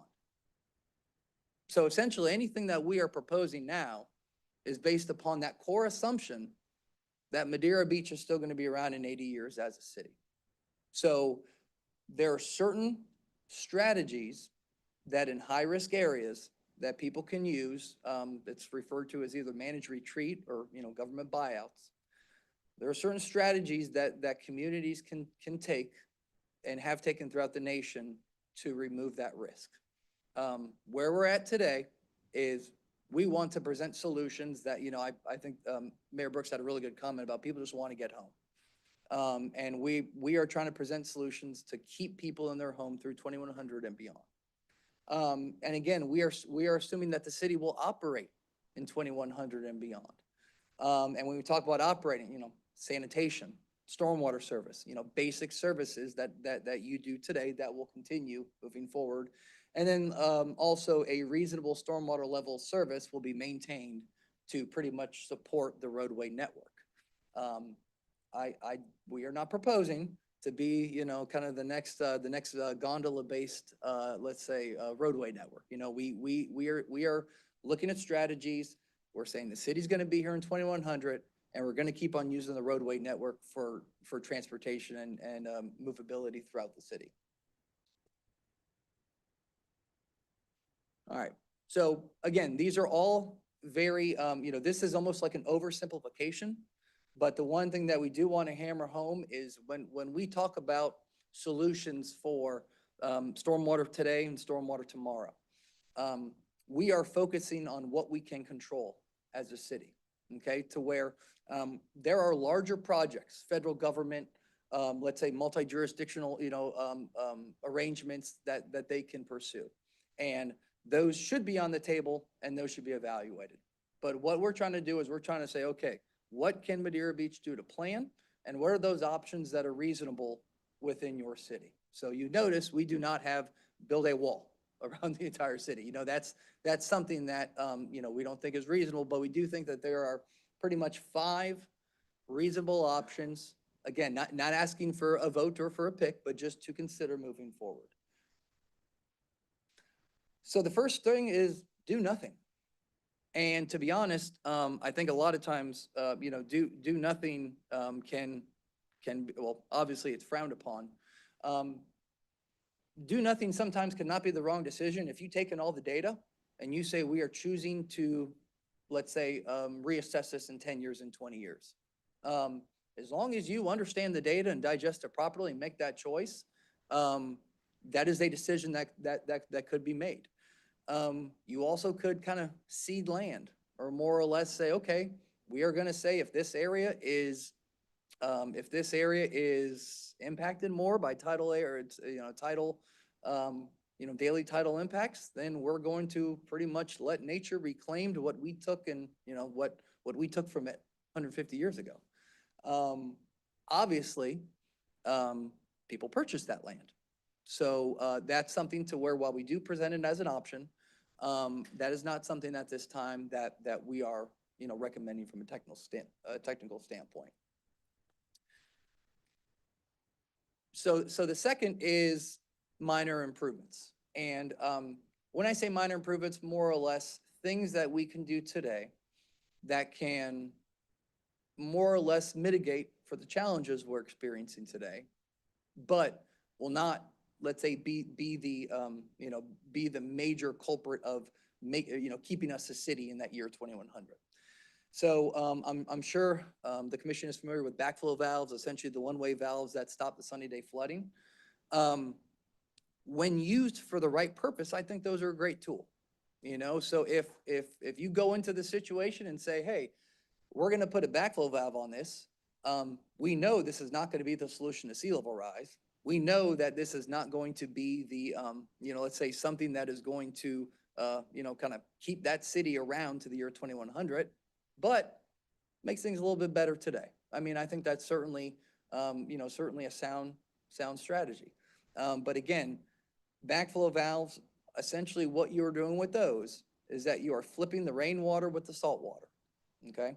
So when we talk about it from a stormwater standpoint, which is what this study was really focused on, when you isolate your tide from your roadway and with that valve, essentially what you're doing is that that valve needs a certain amount of oomph, a certain amount of force to open.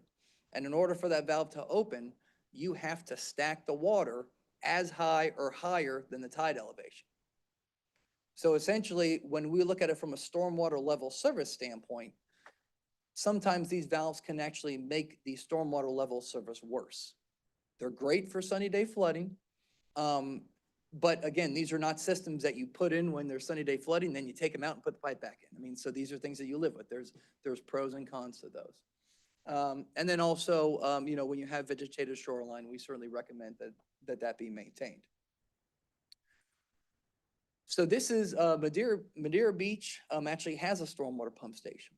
And now is where we start talking about this would be a viable solution moving forward. Essentially, when you put in a stormwater pump station, what you're doing is you are isolating yourself from the tide. You're kind of severing that connectivity. And you're saying that, okay, so instead of going with the gravity system and just letting this water kind of come in and go out to the bay, what we're going to do is we're going to get that water, we're going to collect it, and we're going to send it to a pumping station. And then we're going to pump the water out to the bay. And when you have the necessary check valves, because I know what a lot of people are going to say is that, oh, you're just pumping in a circle, and that actually is not the case because a lot of these systems have check valves on them that essentially allow for that to pretty much be a one-way pumping schematic to where you can more or less efficiently, or, you can effectively provide a reasonable stormwater level service. Now, I'm sure, as Megan will tell you, stormwater pump stations are not maintenance-free.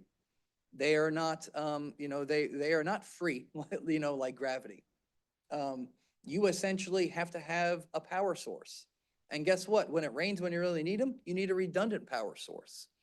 And when you start to look at that kind of footprint now you need a parcel. Now you need some land, because a lot of times you don't have the right of way. I mean, thankfully you have that area, at the end of 141st. Yeah, 141st. And you also need a large collection system to get it to the pump station. Because essentially when we talk about stormwater pump stations, we're not talking about every neighbor having their own.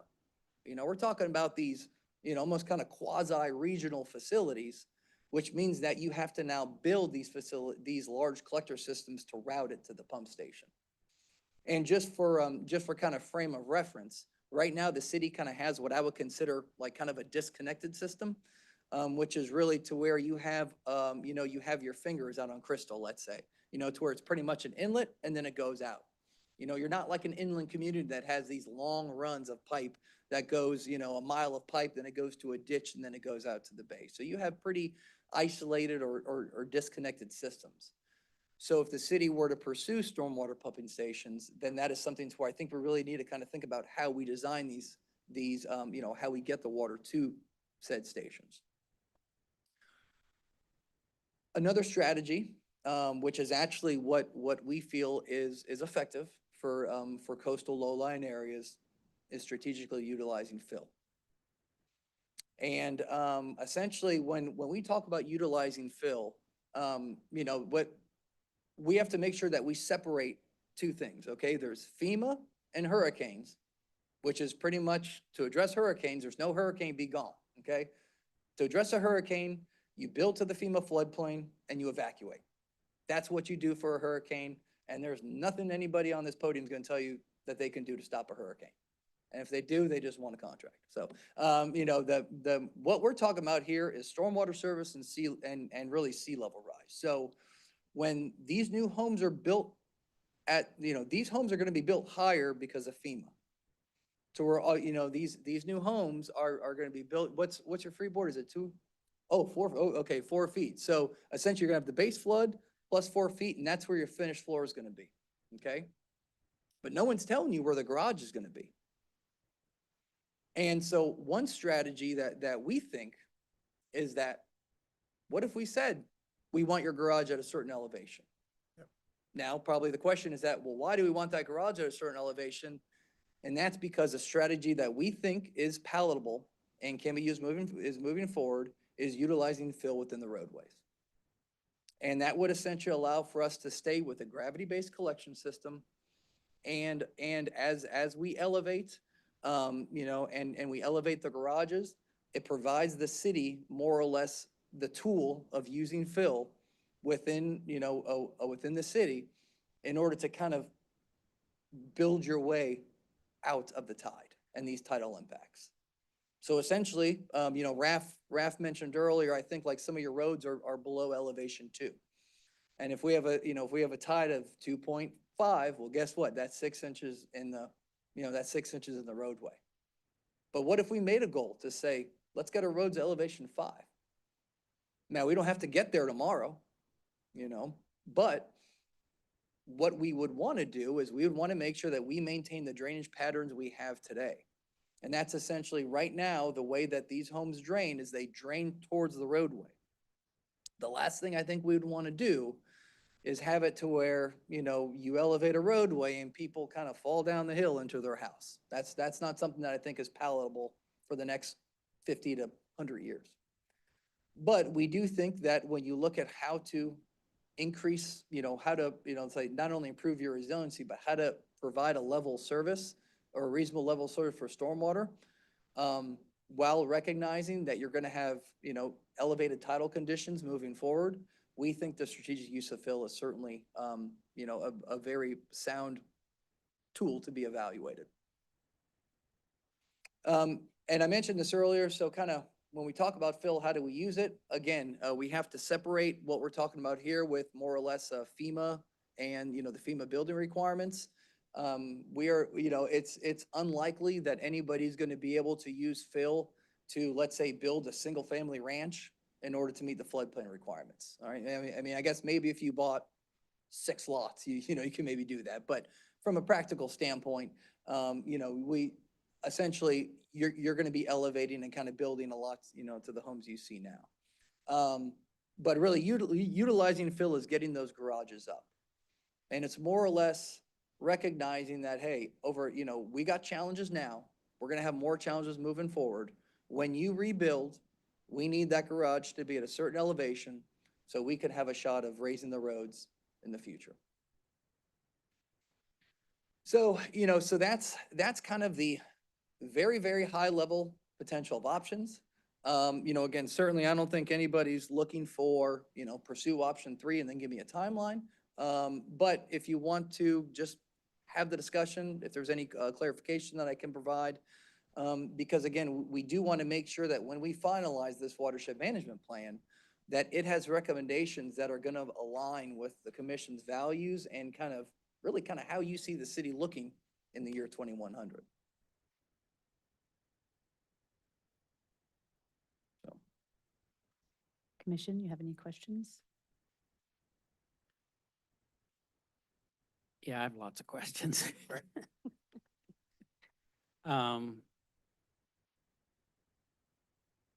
I'll just start with a couple of questions. We take my face off there, please. That's very, very distracting. So, knowing what the I mean, elevation. if I had his hair, we'd do it, but so. Knowing what the elevations of the roads are here, what would be, do you have a recommendation? Have you created a recommendation for the garage level for new construction, since there are going to be a number of homes that are going to be constructed? So full disclosure, we are, just to answer your question, but let's say, give you more background to this. So we are a public infrastructure design firm, and we work with, communities throughout the area. We are working with Treasure Island on a similar, type or a program that would have the use of fill incorporated into building. And the last thing I'm going to say is that 2 communities are the same, right? Each community has their own spirit, their own, let's say, their own political direction, their own vibe, if you will. But from a, let's say, geological standpoint, your barrier islands and your low. And for that community, we recommended a low road elevation of 5.1 and a minimum garage elevation, let's say, of 7.6. So while we haven't necessarily tailored a recommendation specifically for Madeira Beach, considering that, we haven't, we don't know if that's something you hate or if you're interested in. I imagine it, when we're talking about big picture, kind of what's the general ballpark we're looking at, I would say that's a good starting point. Okay. Yeah, so for sustainability in 2100, that would be we have the same waterway, so that would be good goals. Right now, I think we have an 18-inch above center line restriction. You can't go above 18 inches, is that correct? So technically, the way our code is written is we do not specifically have a limitation of fill. The 18 inches comes from when the fire department was being constructed. So the 18 inches came from that, and it's worded such that it's for emergency facilities. But what we do adhere to is the FEMA requirements. So typically, you are allowed 2 feet of fill before you can do certain things. That would be the most you're allowed. So we, throughout the city, limit it to 2 feet of fill based on the fill, like I said, allowed by FEMA, and it requires a wave run-up analysis over that. So that's what we adhere to, is the 2 feet. And that's above the crown of the road. That's not That is above correct. what's It would be existing. measured from the crown of the road, yes. 2 foot. I've struggled with this for a number of years, thinking about this back when we were on the planning commission. So I apologize in advance, because Anne Marie's going to hear lots of things I've said in the past. Why, I can understand in a city, like you said, every neighborhood's different. Mhm. And in the city of Tampa or wherever, that the road is used as a conduit to drain the water from the home Mhm. into the yard, from the yard into the street, from the street into the grate, into the piping that's underneath the street. If in a community such as Madeira Beach, where you have so many homes that are on the water, why do we restrict the maximum level of the street to the lowest property on that street? Mhm. We do it so that you can drain it off the roof and down into the yard and out into the street and into the grate to get it into a pipe that's underneath the road. Mhm. That makes no sense to me. In a city, yeah. But when you have a seawall right behind your home, Mhm. to me, we start looking at elevating the street to what your recommendation was to our neighbors to the south. Mhm. Whether that's 5 foot, that'd be 3 foot above what we have now. That's huge. Oh, it's But massive. anywhere in between, somewhere in there, whatever that goal is, that's going to leave a number of residents that you're going to be driving off the road and down into their space. Yeah. Mhm. Now, in those instances, when we're redoing roads, in my humble opinion, Mhm. instead of one stormwater pipe running down one side of the road or the other, they should be parallel under both curbs or roughly, Mhm. so that any homes that are below that street level, that new street level, can either tie directly in or out through the seawall. Same way with new construction. Why does all the water off the roof of my house need to go into the street to get back to the bay that's behind my house? That makes no sense to me. So two things real quick. So first of all, regarding, let's say, if, again, because we're very early in the conversation, let's say there was a desire to start to use fill and said, okay, we're interested in elevating our roadways.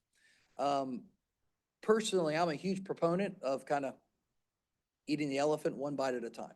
Okay, so I would recommend that if you were, because really your roads have a normal maintenance cycle, okay, to where you're either going to mill and overlay, rebuild them every certain number of years. And so if we're identifying a year of 2100, you may rebuild that road 2 times, And so what we would recommend is more or less phasing the use of fill to get that goal, to where essentially you wouldn't have to accomplish your goal elevation in a single project. And you could essentially allow for, let's say, that relationship to stay the same. Now, I think your question is really, why do we have to keep that relationship, if I'm understanding that correctly, That is right? exactly right. Yeah. And two, it's going to be 2025 in a few weeks. So in Mhm. 75 years, I don't want to build a house that's going to be obsolete in 75 years. No, and that's what's really kind of accelerating the conversation, is that when you build to today's code, and if we're saying that in 2100, we're going to look around and we're all still here, like, I'm kind of thinking that house should still be here. Right. Now, I don't want to drive up a mountain, but I don't want to be restricted to 2 foot above an old road that may be elevated in my lifetime Mhm. to even to what my garage is. No, and so we would, so regarding the elevation relationships, we think the most prudent way to manage stormwater is to route it to a city-owned stormwater facility within the roadway. Because essentially that city-owned that roadway runoff, like generally stormwater 101, I don't gotta tell you, it's stormwater 101 is you want to make sure that you don't have any adverse impacts. To where if we went ahead and we elevated a roadway, and let's say we flipped that relationship and we made it to where everything goes from the road over the seawalls. I know we talked about some people not being on social media, but that would be a very popular video on social media. Essentially somebody, TV and during the rain, taking a video during the rainstorm and all this water is cascading towards their house. Because essentially what we would be doing in that scenario is that we will be routing public runoff onto private I property. don't think you're following me. You have a curb in the street. Okay, You have a grate in the curb in the street. okay. So as the rain comes down, why would it run over the curb and into a yard that's below the street? It would run into the grate and into the pipe that's underneath the street. Okay, I apologize. I thought you were mentioning, let's say, taking the runoff and, No. let's say, and having it go to this MS4. Separate and conquer. Okay. So The now. water that runs on my property, on my home, on my roof that I need to get rid of Mhm. should be a totally separate calculation than the water that falls onto the street and down the curb and into the grate. They should be totally separate, in Oh, my humble oh, opinion. Okay, to where, now is this for waterfront lots or for everybody? This is for waterfront lots. Oh, okay, so essentially waterfront lots. Which is a majority of the lots in Madeira Beach. Yeah, so waterfront lots would essentially have their own independent stormwater system. I'm just saying, Yeah, if they're elevated enough, mhm, maybe not. mhm.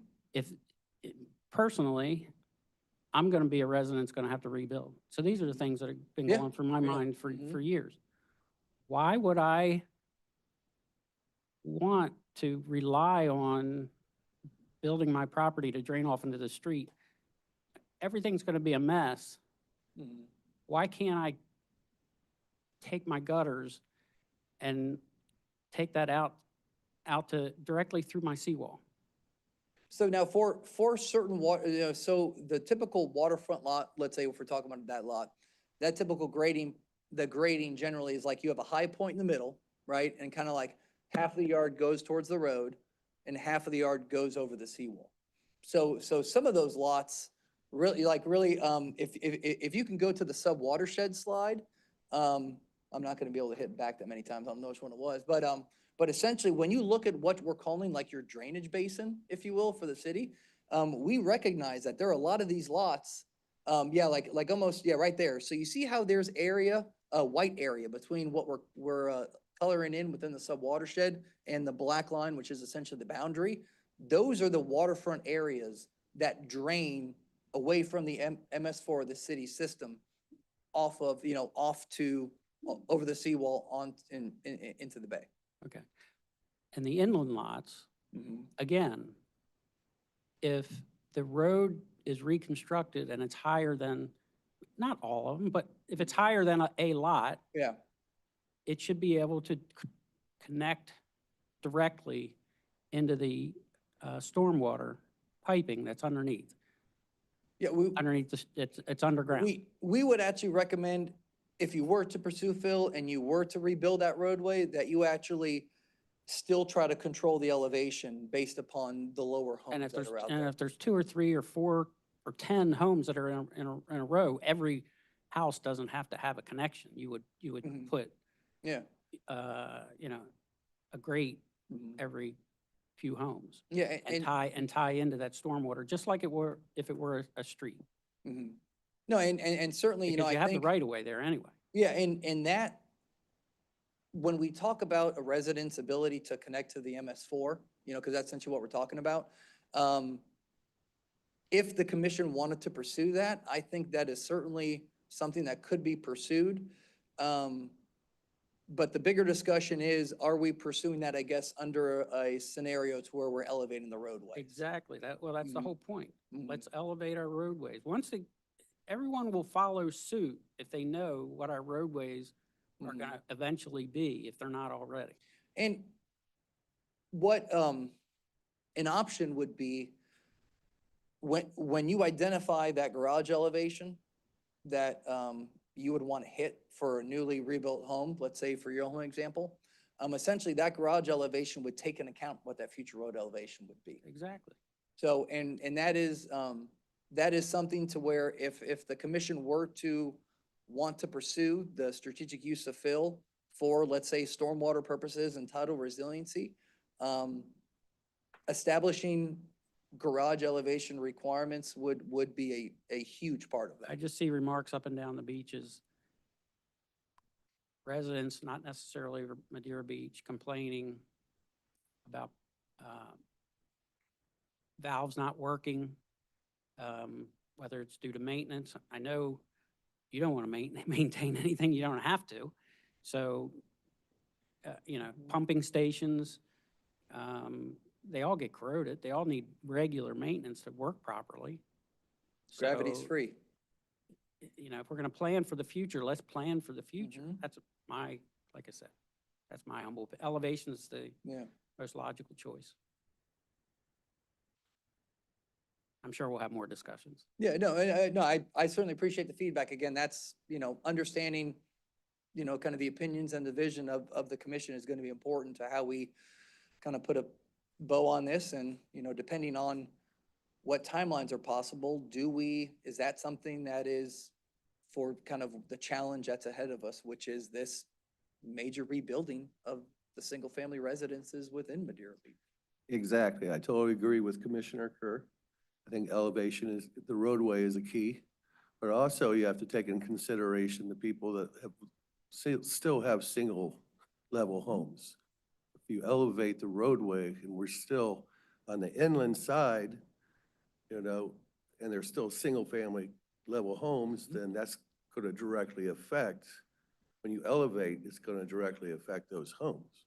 Correct? And that's why if we were to go down this path, this can't be more or less like hit this garage elevation and Godspeed, like this has to be done in a very, let's say a very predictable and repeatable way, because essentially, if you are to want to evaluate the use of fill, you can't essentially allow somebody to pretty much build their home and have impacts on everybody else, right? And we recognize that thankfully, not every home was damaged. And a lot of people who are in lower homes are going to be able to stay.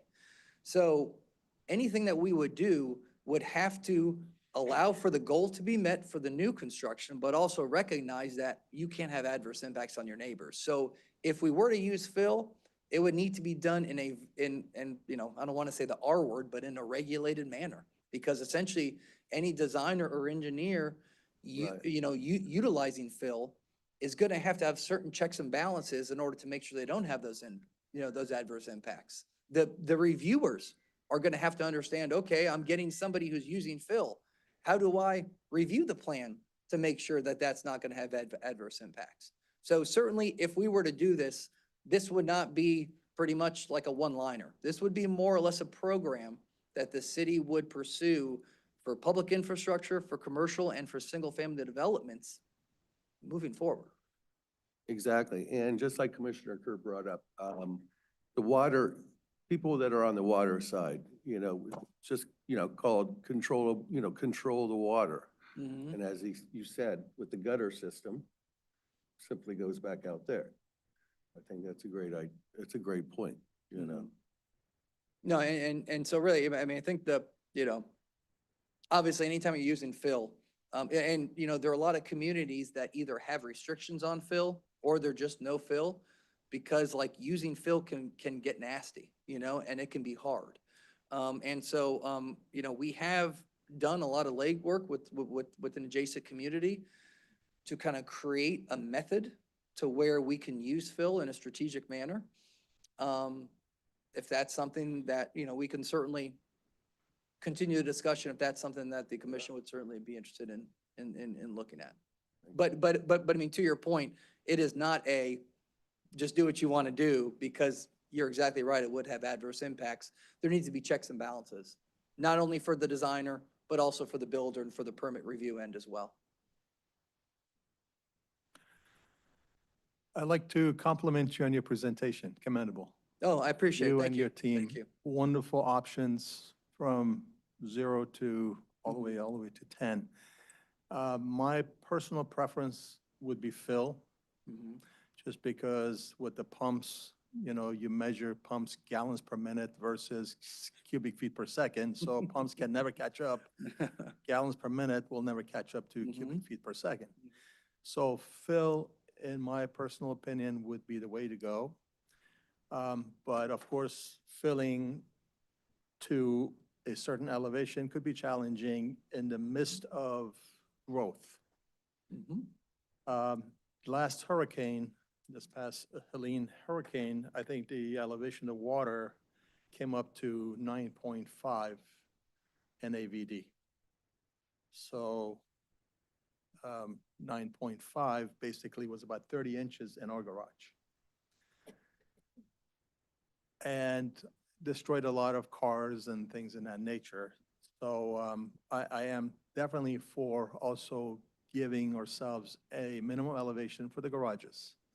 However, we have to be extremely careful because the buildings will go in first, the streets will remain where they are until down the road, when all the buildings are elevated, and then you build the road, and then is there money to build a road at that time? No, I mean, and that's, you're, of course, the person involved in engineering is bringing up driveway slopes because that's probably what you're seeing right now. And, so that's, we talked about adverse impacts to the communities and how when you utilize fill, it needs to be done in a manner to where it's kind of predictable and repeatable for the engineering community and the construction community. But also too, in order, like, kind of the why of why we're using fill is this thing has to work for this commission. The next commission has to get voted in and they have to not hate it. The next, so in order for this to really work and to be a solution to be, or to be a solution for you to be a city in 2100, like this has to work for multiple cycles, right, of government.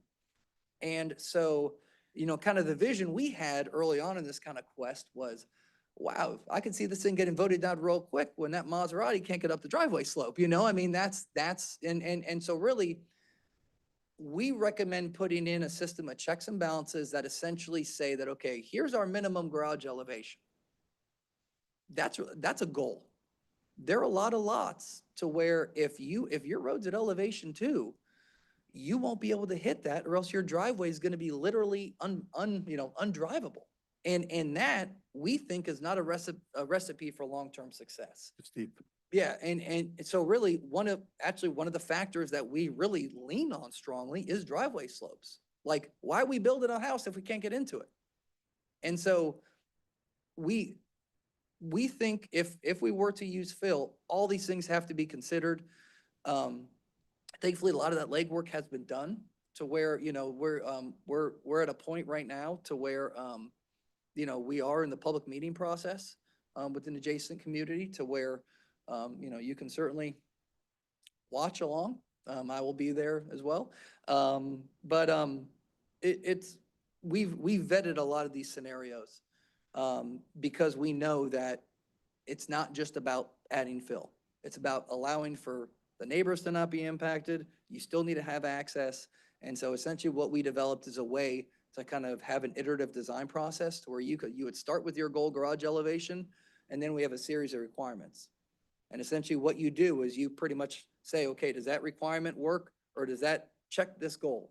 Does that check these marks? And if it doesn't, then you reduce your elevation.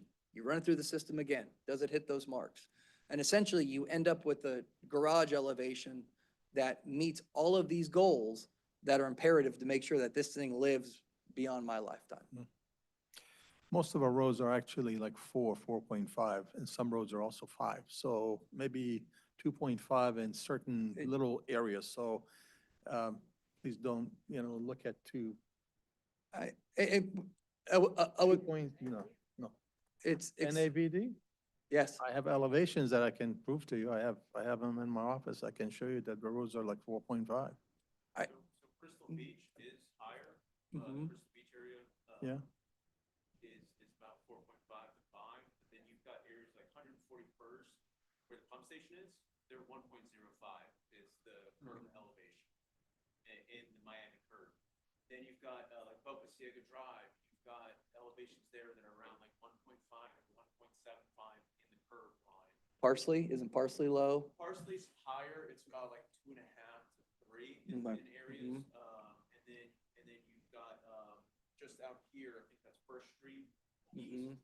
I remember seeing on DM elevations in like the 1.78 to the 2 range. Did you use LiDAR or did you actually?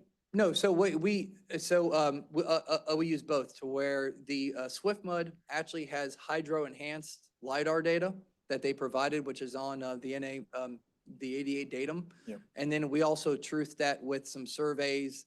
So, I mean, you know, certainly if, we can certainly discuss this more offline Yeah. and kind of share that information because there are some extremely low elevations throughout the city, which really are Well, challenging to work In with. other words, if you want to build the parking or the garages at 7.1, you know, and the elevation of the road is like 2.5, you got 4.5 feet of drop, which would not be, you know, feasible. Well, yeah, so for certain lot sizes, you know, depending on the lot size and, you know, kind of the setbacks that are allowed within that area, some of them, yes, but there are certainly some situations with your smaller lot sizes, there are challenges to where, you know, you would essentially have to use the program or use a program and step down those elevations to essentially, you may not hit 7.5, but heck, if we can come out of this and we get 6 or 5.5, I mean, that is a victory right there.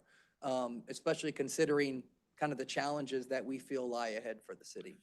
I live in Snug Harbor and that's 6.0. That's, of course, we built it years ago and I know what elevation that is. So that's how I was Okay. able to give you that 9.5. Okay. Yeah. So, and the street, the Tom Stewart Causeway is elevation 5. And it, you know, Yeah. and it varies and so forth and so on. So, I guess we can't really say that minimum elevation has to be 7.1 NAVD if the road's at 2.5. So, Well, but there has to be, I think, there has to be a minimum garage elevation, has to be minimum. You know, just to be sure that the cars, maybe the wheels get wet at a pretty bad storm. No, I mean, you know, and actually there is some literature we have online that, you know, if you're bored at night, I mean, we can certainly share that to where, you know, we essentially have a manual that we've developed. It hasn't been adopted yet and, you know, I can't guarantee that it will, but certainly we've developed a manual. Actually, in some of the presentations we have, I saw a familiar face, Marcy, in some of those presentations, because it is a complex subject. And the reality is that we need to set goals and then provide a framework for people to work within those goals and step down those elevations to pretty much meet the unique characteristics of their site. Because really it's like, you know, and again, with our vantage point, we feel that if we start with those goal elevations and we provide a toolbox for people to use to get in that sweet spot, essentially what we've done is we've developed something that can maximize how much fill can you practically use to elevate that garage. And that's really, you know, because we don't feel that some kind of draconian, everybody must hit this elevation is really going to be palatable for the long term. But if you can make it to where, again, 7.6 is the garage, but let's say because of the unique site conditions, they get 5.5, still a heck of a lot better than the alternative. So Marcy, what is the next step from this presentation for us? So Justin, can you kind of give us an idea of where you're at in the water management plan as well to kind of help kick this next phase Yeah. off our conversation? So, you know, the watershed management plan is essentially, let's say, the stormwater study. And we've presented some projects and I know Megan's been actively reviewing that amongst everything else she's doing. And then pretty much once we get those finalized, we're going to have kind of like a summary section, like almost like a what now. And I think it was really important to staff to make sure that we don't write that what now before we knew what essentially, what direction the commission kind of saw us going. And so I would say if there is a desire to continue to evaluate the use of fill, then I think we can certainly wrap up the WMP, provide that as a formal recommendation. I imagine the WMP would be adopted via resolution likely. Is that the process? Yeah, so Andrew? the WMP would, Okay, we believe, yeah, we'll have to look at Okay. how the ordinances are written, but yes. so that would be adopted. And then the next question would be, okay, how do we get these requirements into the code? And that would be the next step as far as evaluating timeline, level difficulty, and staff bandwidth, to be honest. Because there's a lot of things that we need to consider. I mean, we just hit on a couple of these, like what about sight lines in waterfront yards? And what about fence restrictions? How do you measure fence restrictions? I mean, it can get pretty deep. But what we could do is we can certainly, wrap up the WMP, provide a schedule as far as, let's say, what is reasonable for staff, in order to revise the ordinances, what ordinances would need to be revised.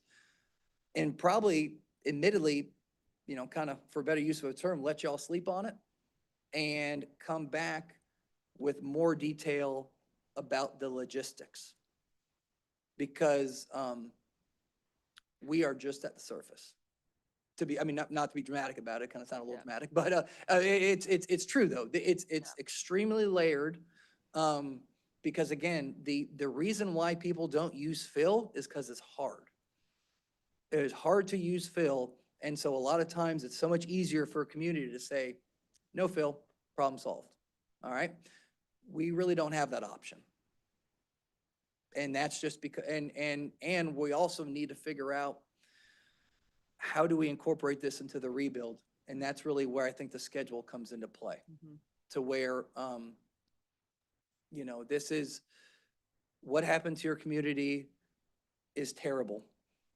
And how do we pretty much mitigate for the kind of the sins of the past, if you will, to not, I mean, again, we can't say it's not going to happen again because it's a hurricane, but can we look back on the rebuild in 50 years and say, hey, there was some foresight put into this? And that's really our goal, is to make sure that we can kind of capture what we can within the major rebuild to whatever degree we can. And that's all going to be based upon schedule. And we'll certainly coordinate with staff to kind of see, okay, what are the next steps, and then come talk again. There's going to be a lot of new building plans coming out very quickly, so this is an expedited process. So if we want to come up with some recommendations, we should do it very quickly. I agree with that. I mean, one of the fortunate things is that,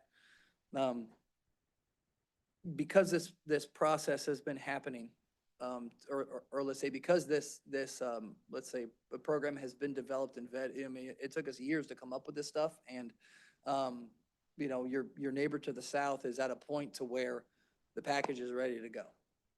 So we're not going to reinvent the wheel.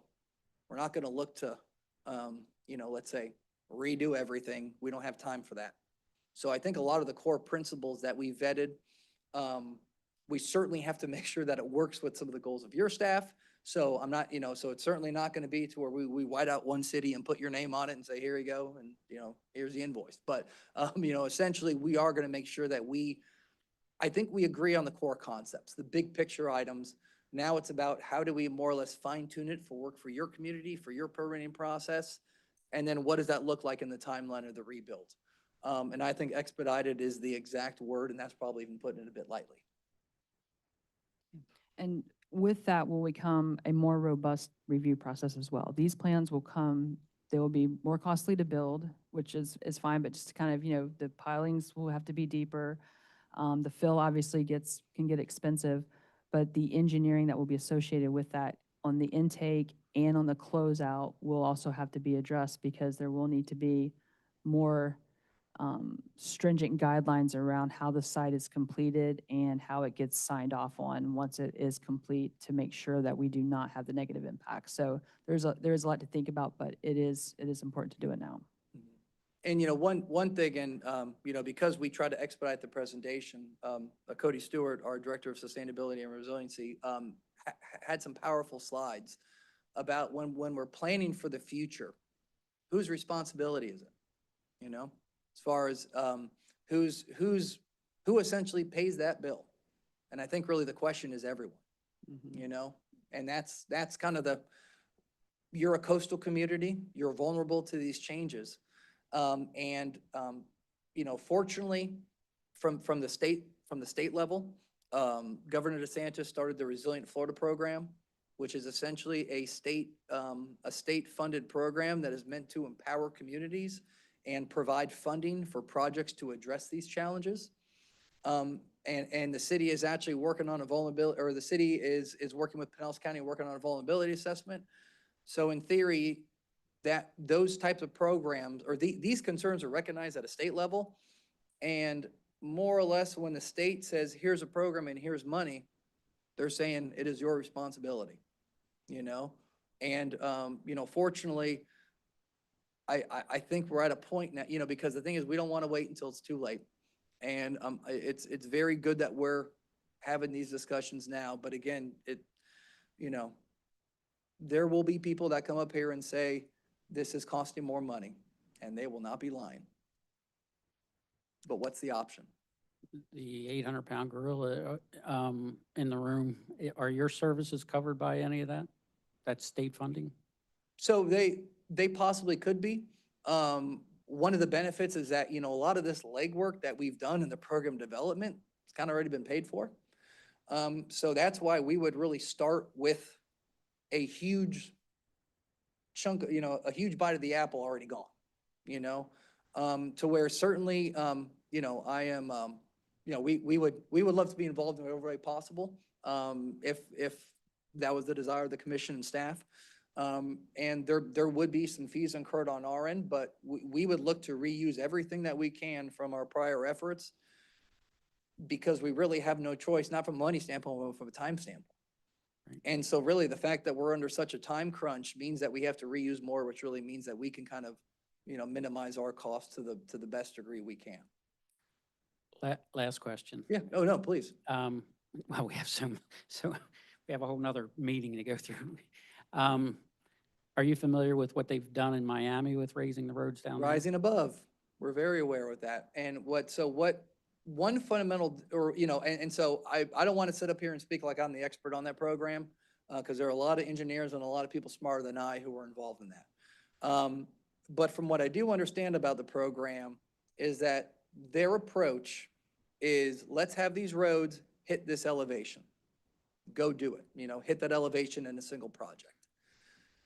My opinion, and certainly we would work with staff to determine what they felt was the best route possible based upon, the uniqueness of the Madeira Beach community, would be that we would pretty much make it to where we don't say we're going to hit this right now, I think if we were to move forward with the roadway elevation, I would like to give us some leeway and pretty much make it to where we have the ability to accomplish this over a long period of time and through multiple projects. And to be honest, the first project you do under this, somebody's going to come out and say, well, what did you do? It's like this much higher. And we're going to say, yeah, we did it, but essentially if you take those projects and you stack two of these on top of another, well, now you're at 30 inches. Now you're doing some things, and so what we'd envision is that these would be pursued in multiple cycles, and they would kind of follow your normal maintenance plan, to where if you're going to rebuild a road every 30 years, there's a lot of cost with that roadway project that you're going to pay for anyway. Curb, asphalt, all that kind of stuff. All those costs don't change because of fill, so really what you can do is you can utilize fill sequentially, almost like in a phased approach. And you can essentially meet the project goals not over a single project like I think Miami Beach is proposing to do, but over multiple projects. And then really because from, maybe this is more personal than technical, but I just hate the idea of people driving down to their homes. And I think that visual, although you can draw it on paper, when you see it in real life and you're that resident that lives it, that's where we think that the program would essentially be terminated. And what we're trying to present is a program that lives multiple commissions. And if we were to hit that, we could get one road done, but we couldn't do the whole city. If that answered the question, I apologize if I rambled a bit there. No, it does. Driving down is not a unique thought throughout the country. It's just a unique thought here.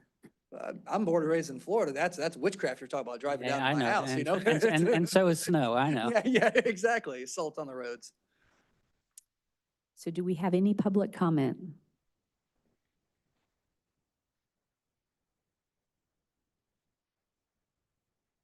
Hi, Bob Ello, 13301 Gulf Lane. I just had a question about it because of what I observed during the hurricane. I own properties on the side of Gulf Lane or Gulf Boulevard, and really didn't, other than the flooding, didn't see much impact to the ground. However, stuff west of Gulf Boulevard on Gulf Lane, Gulf Boulevard, I've seen a lot of properties that had 3-4 foot washed out from underneath the house. So I guess my first question is, if we start doing fill, sounds like a great idea. I'm sure there's really smart people that are figuring out how they're going to stop that from getting washed out in the next hurricane, especially when we had, 8-foot dunes all in the road. I don't know, but to Commissioner Kerr's comment, I know a lot of people that are about to be rebuilding there, so, if we could do it in a way that, we're safeguarding for the future, and, I'm sure those people would like to do it, so those are my comments. Thank you. Do we have any additional comments? Yes. Who stayed here which one of the commissioners stayed here for the last storm? When everybody had to evacuate? Come up to the microphone, please. Thank you. Who stayed on the island when everybody had to evacuate? For Milton? Yes, just you, Robin? From Milton, we Yes. evacuated. We were here for Helene. Okay, so what they're trying to propose, what's going to stop Mother Nature from coming through, okay? And what's going to stop the waterways from being flooded again? How's this system going to help? I don't know. I just don't understand how it's going to help. What's it going to do is it going to protect the condos when a storm hits again? I don't know. You guys have the answer? Thank you for your comments. Do we have any additional comments? With no additional comments, we will move on to temporary use of RVs and campers.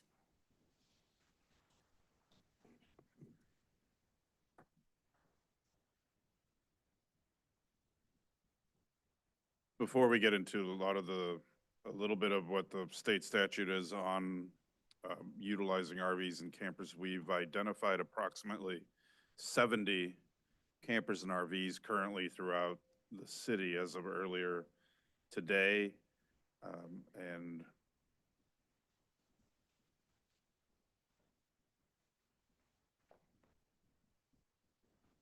just so that's how many so far we had several folks yesterday and Monday and today come in asking about a process where that we've been allowing residents, property owners to place them on as long as they're on their property and they're not blocking the right of way or any other, such as a fire hydrant if you happen to have one. But so we're monitoring the ones that are out there, and we'll continue to do that. We will be following up to make sure that those that have them on their property are in fact what activity they have, whether they've obtained permits to rebuild or what the status is as well. I think the comment from a resident at a last meeting was we want to make sure that they're not here, just somebody who's wanting to live in it and not having any other plan, which some property owners may not have a plan currently just yet. But so we're monitoring the ones that are currently out there. I don't particularly have anything to add for you guys. I know they just wanted to have this on here for a discussion point. Andrew, did you want to add anything? Attached to the memo, I included the state statute that says what property owners can and can't do related to using RVs, and then I included our ordinance that basically the state statute overrides our local ordinance related to it. I think it's a great service, so I'm in full support. I am as well. I definitely am as well. I believe it's pretty much a quick and easy discussion as far as a displacement of a resident who's staying in their RV on their own property should be allowed to stay there as long as it takes to get their house back in order again, including their pets. Yes. I agree. We need to be obviously compassionate and understanding of the situation. Do we have any public comment?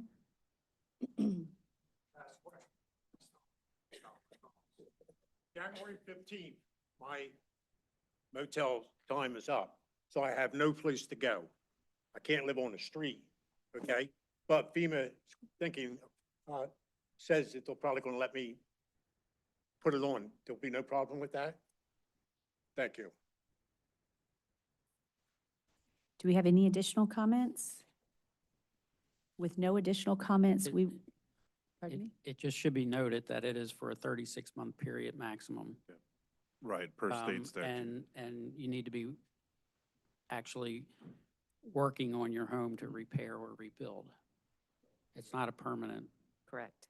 It's not a replacement Correct. housing. It is intended, and the statute stipulates for a temporary housing. Displaced. Yeah, you must be displaced, correct. Next on the agenda is restricting mulch usage. Again, another topic kind of put here for you guys to discuss. With the recent storm, it's kind of been on the radar, but after the storms, it really kind of put a punctuation mark on how it clogs up the drains and kind of ends up everywhere on the docks, and just kind of, creates some issues. So it's been discussed, so we just wanted to kind of get it out there too now while it was kind of fresh in everybody's mind. We had a resident at the last meeting who brought this up which is how I think it ended up here.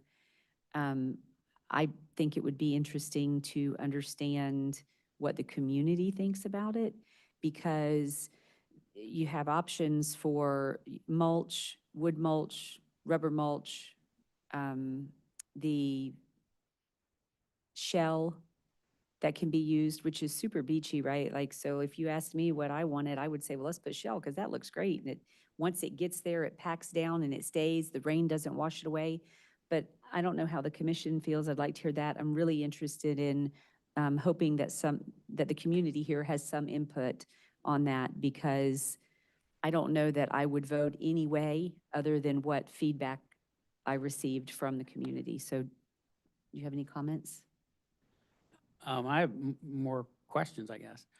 I saw something recently, and it wasn't with mulch, it was with stone, but it was a spray that you sprayed on. It was, let's call it a glue, but it was basically a spray to keep things in place, the stone or the mulch. I don't know if that's an option. I don't know, do you have the same issue with shell? Or is it strictly wood mulch, or is it strictly any type of mulch? Like the mayor had mentioned, there's different types of mulch. What are we looking for here? It's just, it says non-living, organic, or synthetic in the memo. So they're my questions. And I think some of goes to probably need to do a workshop and get some feedback from the community, because it has been brought up specific to being annoyed by the mulch. I've gotten less complaints about stone being washed and drug around or shell. So the complaints seem to be just an annoyance with the mulch ending up everywhere. With this though, our landscaping code does require some attention. We do need to give it some attention. So we would want to address that with this. In addition to that, what becomes the other issue, and one of the things that is going to help, is if we reconsider what we allow within the right-of-way as well. So I think those are some things that we can discuss with the landscaping and where mulch and stone and shell is being used. So I think that's where we do get feedback from the community on what specifically they would like to see out of the landscaping and limitations. And that's a great thing you mentioned about the glue for the stone. I have not seen anything regarding that. So those are things we would be looking into as we begin to work with the community to propose alternatives. Comments? I'm good with rubber mulch just because it has some weight to it and it will not float. And it has the aesthetics of a mulch. I totally agree with the mayor that we have to have some more public opinion, but I remember that we brought this same issue up during ETA, and we were talking about the wood mulch and how it clogs everything up, it floats around, so yeah, get more public opinion, but also, it's very, I believe it's kind of harmful for the city as far as floating around, and residents get it when they don't even have it, you know? I mean, 144th Avenue, depending on where the current is going, all that is going around to the end. So yeah, definitely more public opinion would be awesome. Do we have any public comment? Hello, it's me again. I can tell you, I was one of those really annoying neighbors who put down pine straw and mulch because my landscaper told me that I would be perfectly fine, a certain type of brand, blah, blah, blah, blah, blah. And my neighbor next door was quite perturbed and kindly told me it was a bad idea. And I told him, well, my landscaper knew what she's talking about, and I'm gonna do it. Well, unfortunately, he called me up after Helena had hit to let me know I could come get my mulch that had washed all the way down to him. So I think I can speak as a person who put it down, that it's probably a good idea to stick with a shell, because my shells did not go anywhere, but my mulch and my pine straw was his problem and not mine. Do we have any additional comments? So I think we should have a workshop. I don't know that, I mean, I don't know like a full-blown workshop just on this, but we should try to figure out some way to get some community input before we make changes and then develop a plan to do that, but probably sooner than later because we're going to be having a lot of redevelopment, right? And when that redevelopment happens, it would be nice if we could get an idea of, and some changes made so that we could start that with the new properties. One thing the Madeira Beach Master Plan will look at is suggestions to what we need to change related to landscaping. So when we do our next workshop, probably early next year, in January, that might be a good topic to talk about at that. That'd be perfect. We can also add one to our website, media, and issue out just a few questions and some examples and obtain some feedback from them. Survey. Okay, with nothing else, it is 5:41. We are adjourned.